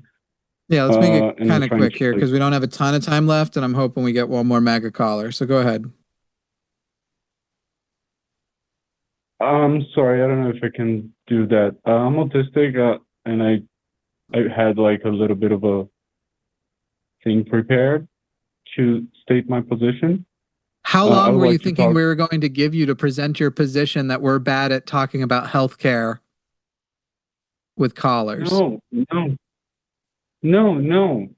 I don't think you're bad at. So the way I see it, I think if you approach the debate like I'm okay to pay taxes for that, you're taking the argument to a moral ground. And I think you're also misrepresenting taxes and public spending and how money works in capitalism. Okay. It's a framing that accepts as a liberal premise, like that the state is constrained like a household. So okay, this is political economy. What is the difference? Just to be clear, if someone says, "Well, we need to like you can't pay for whatever social program because it would raise taxes," and I say I would be happy to raise taxes to pay for the social program, what am I missing here? How does that play to them? I think what I mean is, I'm sorry, I really don't mean to like say you're doing your job poorly. I really admire you guys. I think you guys are great. Yeah. I think like even if you don't believe this is how it works, and you're just using their values or their reasoning to prove them wrong, which is fine in principle, I'd still be making like a criticism on the tactics, as I don't believe like we could win if we are appealing to a moral that's also. It's a moral argument. I don't know what. Okay, that's fine. It is a moral argument. You argument. don't believe we could. Yeah. If you want to write up the way you think that we could do it better, that would be something. But I'm honestly, I'm just not that interested. It is a moral argument. And we can show them that according to the morals that they espouse, that they have, that it makes sense. And that we can also defend that our moral system is superior to their moral system also. We can take the argument either direction, but we've also when appropriate, I've also taken the argument from the pragmatic position of here is the results and the stats and the dollars that you actually make back. Paying for universal health care actually pays for itself. The only people who benefit from not having universal health care are the uber rich who get that extra money. We take it based on the caller and what the appropriate response is at that point. And when the appropriate time is to have the moral argument, we do. When it's to have the numbers argument, we do. Great. Amazing. That's awesome. I also, but my point still stands. I think you if you're doing the numbers argument, you should approach it by denying the premise, like that taxes are equal to public spending, because that's not how public spending materially functions. Like the government doesn't take your dollars and put it in a big box. Like this may be somewhat true for state and municipal taxes, but in a country like where you have idle labor, you have raw materials, if the expense also expands the production capacity, there's no reason to suppress the investment. Like the taxes argument. So Sika, I'm very much looking forward to, I hope that you will launch a channel and show how you're going to be able to explain all the nuances of the way the tax system works and the best application toward healthcare in a short conversation in a call format. If you want to write up things you hope that will include in future things, send those over. However, we have at least one conservative caller. Actually, I think now they're trying to call in and we only have a few minutes left. So we are going to move on to those calls. Thank you, Sika. Yeah, I'm sorry I couldn't take into the talk about the public health system in Brazil, which is universal. We have like transition surgery. You're acting like you're saying goodbye, but then you're still making the points that I'm saying we don't have time for. So goodbye. I'm fucking goddamn that Idris called back. That's the person at the very beginning of the show that called to say the woke mind virus. They just called back and then hung up again. Yeah. That's the one person I've wanted to talk to. James in California. Go ahead, James. Hey, what's up? How old are you, James? I'm 19. Okay, and what is the point that you're caught? We're going to have to go a little bit expedited because we don't have a ton of time left because our next show starts in 60 minutes. I wanted to ask your guys' views on Israel. Why did you give it? All right, so wait, which slur are you getting ready to drop? Because obviously that's not what you called in about. No, sir. No, I just want to ask. Okay. Why are you changing topic now from what the screener said? You can find tons of we cover Israel all the time on here. Israel is an invading force. They are committing genocide in Gaza. I agree. Great. I agree. So now, yes. What was the actual thing you called in on and told our screener you wanted to discuss? Because that's what got you on the air. Okay. Yeah, I'm a classic conservative, and I believe we should secure the border, and yeah. What did you tell the screener you were calling That's for? also not what's in there. Right. Which thing did you tell the screener you were calling on? Oh, I told her that I was a former MAGA, and she said, well, you guys don't like Trump, and I was like, I don't like him either. But I told her I was a conservative, and that's where we will probably disagree. Jesus Christ. What topic did you tell our screener you wanted to discuss with us? The border. No, you didn't. Nope. I did. You told our screener. We can see what it says. You know that, right? You told our screener that marriage is between men and women. Yeah, that is what you... And the border. Great. Fuck the border. We've done the border plenty today. Why should we care what your religion says? When the government is issuing marriage certificates, we have a clear separation of church and state. Therefore, if I am an adult man and I want to marry a consenting adult man, why should we limit marriage to that which your Bible says when my religious beliefs might not be the same? Mainly because I don't see anything, beneficial and useful to those consenting adults. Doesn't matter. Whoever said. Just to be clear, what you're saying isn't beneficial and useful is freedom. You don't see any benefit and utility in people having freedom. Right. What does a man and woman's relationship have that is more beneficial than a man and a man or a woman and a woman? So for a man and a woman, hopefully, what they will have is a marriage, and they will have kids. Oh, no, sorry. Nope, you don't get to jump to kids because, first of all, anybody can have kids. Doesn't have to be a man and a woman, a man and a man. We're talking about marriage. Marriage does not guarantee that you're going to have kids. There are lots of men and women. I'm a man. My partner's a woman. We might get married. We're probably not going to have kids. Does that mean I am currently in a marriage where we are child-free, never having kids, and I know gay couples who have had children through other methods, through IVF or adoption and whatever like that. So, like, also infertile people exist. Do infertile people not get to have heterosexual marriages because they're not going to have kids? Again, conservative, you are arguing against freedom here. That's the whole thing you're doing. No, yeah, I get it. I just don't see it as beneficial and the purpose of marriage. Who cares what you think is beneficial? I asked you to list the benefits, and you listed a thing that isn't exclusive to heterosexual couples. The benefit right now, the reason why the government gives couples benefits in as much as they do, is that it makes life more affordable to have a partner, that you end up sharing bills, you end up buying homes together. It stimulates local economies to have people together. So it actually ends up paying in more. And from the government's perspective, that benefit is identical whether you are gay or you are straight. So you're saying, I don't see anything beneficial. Who gives a fuck if you see anything beneficial? Why should what you think is a benefit based on your religion mean you get tax benefits and legal status and I don't? And there's something different about if I want my gay husband to have a life insurance policy with me on it, or be on my health insurance policy, or buy a home and be listed on the mortgage. Why should those rights be denied from the government's perspective, who has to remain separated church and state? And also, I think you brought up children, right? Many homosexual partners, marriages, they have children, they adopt them. Yeah, but I see a problem with that. I think the child should live. Why are you not answering my question? Well, I was gonna. Why are you jumping to now children, that you don't like gay people having children? Well, you don't have a good reason for that either. And in fact, we have an excess of people who need adoption. And people who actually work in adoption, who don't have some dumb religious beliefs, don't have a reason to be biased against them, recognize that queer couples are literally saving children's lives.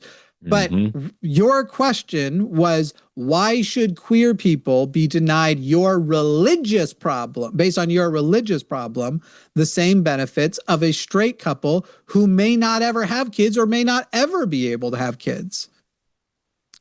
Well, first of all, I don't want to push my religion on anybody. I think that's yes, you do. Wrong. It's literally what there is no way to deny gay marriage without pushing your religion on anybody. No, I swear I don't. I think that's wrong. Then you must not actually want gay marriage to be illegal.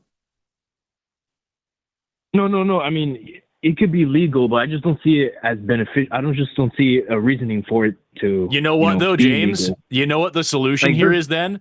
Don't marry a man. That's what you do. If you don't think it's a benefit, then you shouldn't do it. But the people who do see it as a benefit, who just want to be married, should have the freedom to do that thing in a free country. Mr. Conservative. James, the benefit for a lot of people is my relationship won't be respected as legitimate in a lot of places in this country unless I'm married. We'll just stick with heterosexuals. People will respect a marriage between a couple who have known each other for 3 months and got married as a more legitimate partnership than partners of 50 years who never went and got the piece of paper because they don't value it. Society tells people the highest form of love you can express to another person is committing to them through marriage. So the benefit for the individual, which is what marriage is this idea of commitment, which comes with a piece of paper. Now, I happen to be against that for a lot of reasons, but I would take it away from straight people first, or at least at the same time, and would change the way society views those things. If you're going to have marriage in a society, and that society is going to say the only way you can have reached the highest level of love is marriage, and they keep reinforcing it, that's the benefit. So why would you deny that to queer people? Do you think that queer people have less real love for each other than straight people do? That's a hard one. Let me think. Why? I don't know. I think it's I just think it's unnatural, you know. But that's just my opinion. And what is unnatural? What does the word unnatural mean? No, if they love each other, Excuse me, if they love each James, other, what does the word unnatural mean? Unnatural is Wouldn't it mean doesn't occur in nature? Yeah, Great. So which of the following things do other species not do and is therefore unnatural? I'm going to give you two options. You tell me which one's unnatural. Using toaster ovens or gay sex? Which one is unnatural? Yes. As in other species. We do not find it happening in nature except for Homo sapiens. I see two of the same sexes having sex. Answer the question I said. Unnatural. Which one is unnatural? Yeah, I know that's what you say. Does not occur in nature. Using toaster ovens outside of Homo sapiens. Using toaster ovens or having homosexual sex. Which one does not occur in nature and therefore is unnatural? Wait, we're talking about only humans, right? No, we're talking about whether it's natural. And we already agreed that unnatural means doesn't occur in nature. So I asked you, which of the following does not occur in nature? Actually exclude humans. Oh, no, yeah. Only humans. Which one of the following statements is true? Only humans have homosexual sex or only humans use toaster ovens? Which one of those is correct? Because there's many other animals that do that stuff. Right. So unnatural is not correct. Homosexual. Because homosexual behavior is found across nature. So your assertion that it is unnatural by any objective means is not correct. But guess what? The toaster oven example serves a double purpose, because even if it did not occur in other species, just because other species don't do something also doesn't make something unnatural. It's fine to use toaster ovens. There is no version of the word unnatural you can defend that homosexuality means. Wait, you're saying just because it appears in other creatures and other animals that, you know, it's natural. Normal? Natural. Correct. That is natural. Correct. And normal is fine too. Normal is also fine too. It is homosexual sex is normal and natural. But wait, pause. There's animals that eat their own kids. That wouldn't make it right if humans did that, correct? Who said right? We said natural. Right. Other animals eating their own offspring is normal and natural. Now you want to get out of what is natural, you want to get into what is moral, what is correct, and that's a different thing. So if you want to withdraw and say, sorry that I said unnatural, I was wrong to say unnatural, I meant immoral, fine. Then we can discuss morality, though we have 6 minutes to do so. But there is no definition of the word unnatural that you can defend that homosexuality meets. Wait, you guys said that it would be natural for a human mother to eat her own baby? No, it literally is against human nature to eat humans. We said other species.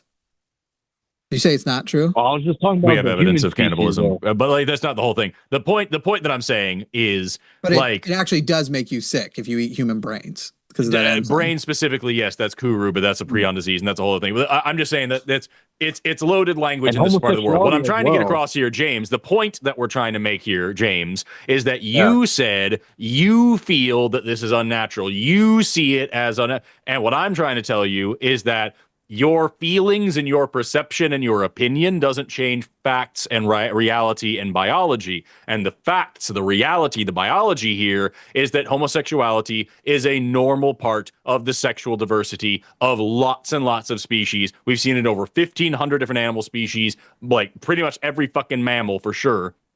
And humans have been gay humans, right? Yes, humans for all of human history. Sex, sexuality, and gender have been very diverse. Sorry to get graphic though, but anal whatever you're about to say, probably yes. But anal sex has a high chances of, an infection and, HIV and all these diseases. That change it. Even if I took it, even if what you were saying was as dramatic as what you're saying, it doesn't change fucking anything. Vaginal sex also has a possibility of passing on sexually transmitted diseases. And if you do it certain ways, it can cause all sorts of infections and problems. Doesn't change anything about it. It is a normal, natural part of human sexual variation and diversity. Sorry that facts don't care about your feelings. Heterosexual sex created Hitler. Therefore, heterosexual sex is bad. It also created you, James. Therefore, it is bad. Well, nobody's born a monster. You become a monster. Well, I don't know about all that. Can't wait for you to publish your fucking dissertation in psychology and sexual development and all these different things so you can tell all the scientists why we're wrong. It'll be great. James, you live with your family still? Facts don't care about your feelings, James. No, I'm in trade school. Go out. Oh, there's that culture there. James, it's okay. I give you permission. We know this thing that you're holding back on. We know this thing that you're scared of. Just download Grindr. Just get in there, poke around, see what you like. It's very, very easy not to get AIDS. By the way, James, I'm going to tell you something that blows your mind. I'm a queer man. What's up? I'm attracted to men. Oh, good for you, man. Excuse me, cool. I'm not done. Guess what, James? I don't have anal sex. Cool. I don't have anal sex with anybody of any gender, any sex. I'm not into anal. So you sitting there and jumping, first of all, that homosexual sex means only anal sex isn't correct. You aren't even correct for those people who do have anal sex. And now when something like HIV comes up, we now have PrEP. At this point, if you get HIV, it means you weren't having safe sex because it is now very easy to prevent. But even if you get it, it's also no longer a death sentence. You can literally get it down to levels where you are never considered cured for safety reasons, but it's literally undetectable in your body. Yeah, so you're sitting there and you're going with like old things to complain about when at the end of the day, it doesn't apply to all queer people. And even if it did, we have gotten rid of those dangers. So what? Also, wait till James finds out the girls have anuses. And girls get AIDS. That's true, but I looked at like an article and it shows like, it said, the article, I forgot what, that like 80% of homosexual couples practice that. Practice what? First of all, what article were you reading? Oh, you already downloaded Grindr. And also, Forrest, sorry. You have to go. Yeah, I do. I got another show in 1 minute, but I just want to be very clear. I'm literally a biologist, and you're fucking wrong about this, dude. Like, there is no data to back up the weird fucking picture you're trying to paint of homosexual relationships. It's just not fucking accurate. I'm going to move on to another show. I've got to go. You got to go. Yeah. Feel free to call me on that show if you want to talk. We'll give it up here in a second. James, you don't have to leave yet. We've got another 60 seconds while they get their whole thing set up. Okay, let's talk to you. Where did you find the study that 80% right now? 80%? Yeah, I'm trying to find it. It's probably high up in your history. You should find it quick. Okay, I'm trying to find it right now. Because I saw it and I was like, okay. But again, and here's the funny thing is, it still wouldn't matter. It's funny how you're like, I gave you all the reason why it wouldn't matter because anal sex is fine. You can do so safely if people enjoy it. By the way, fine. By the way, that's where the poo-poo is. What do you mean it's fine? And even though that's where the poo-poo is, you can still do it safely and cleanly. And this is going to really blow your mind. Like, it's something like 40%. I'm against heterosexuals doing that too. Hey, James, I'm against heterosexuals. And 40% of heterosexuals at least try it. Right? So you're saying that's where poo-poo comes from. Okay, you keep yourself clean from the poo-poo. Did you know that poop particle? James, did you know that poop? James, did you know that poop particles get in the vagina. In fact, did you know that because heterosexual male hygiene is worse than most heterosexual women's hygiene, that often the times the reason they get urinary tract infections is because your poop particles end up in their urethra from having sex because y'all aren't clean enough, because y'all don't use bidets enough, y'all don't keep your buttholes clean enough, you don't wipe your ass well enough. And so literally you're sitting here when there is like almost an epidemic level of UTIs from dudes who don't shower well enough because of their poop particles getting to their dicks. And yet you're going to sit here and go, but other people having this safely and cleanly and figuring out ways. Apparently you don't know condoms exist and poop can't get through condoms. And by the way, you also don't have to have anal sex when there's poop in your ass, but you don't know or care about any of all of those things. I don't have anal sex. I'm not here to defend that it's great or wonderful. I don't want to have it, but the people who do want to have it, it's fucking their business and none of yours. Despite the fact that clearly you are thinking about and Googling stats about it a lot. No, I was watching the debate between, a guy who's anti homosexual marriage and a guy who's pro. And he brought up that point that, anal sex is just disgusting. To you. What you find, I find sushi more disgusting than anal sex.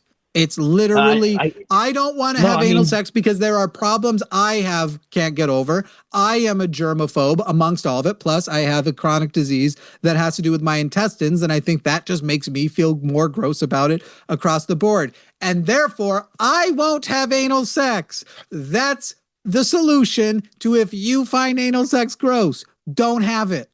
But don't go and pretend that you then get to make moral decisions and talk about what is and isn't natural and who should and shouldn't get married because you find it gross. I'm more likely to try anal than try sushi ever again. No, I think it's factually, objectively. And gross. Yet, I've already described to you that it can be done safely and cleanly, and there's no such thing as objectively gross. The phrase objectively gross, there's no such thing as objectively gross. Gross is literally opinion, therefore it can only be subjective. Yeah, but just because supposedly you can do it safely or whatever, I still and cleanly, see that whatever. I still don't see that as what's the right word, as just normal. I don't think it's right. And nobody cares what you think is normal. We already described that you cannot defend by any rational definition of the word natural that gay sex isn't natural. It exists in nature. It can be done safely. And you're, James, here to describe that marriage should be limited. And we have to wrap up now because now we're like 4 minutes into their show. But you're here to say that marriage should be restricted between a man and a woman because of anal sex, which isn't required in anyone's marriage, gay or straight. Your values are, this is how I feel and this is what's icky, therefore other people should live their lives that way. Grow the fuck up, James. Otherwise you're going to get the tyranny you want one day, but it's not going to be your actual tyrant. You'll get tyranny, but it's going to be somebody who makes you watch anime and have butt sex. Goodbye. That was the show, blah, blah, blah, blah. Fade to black.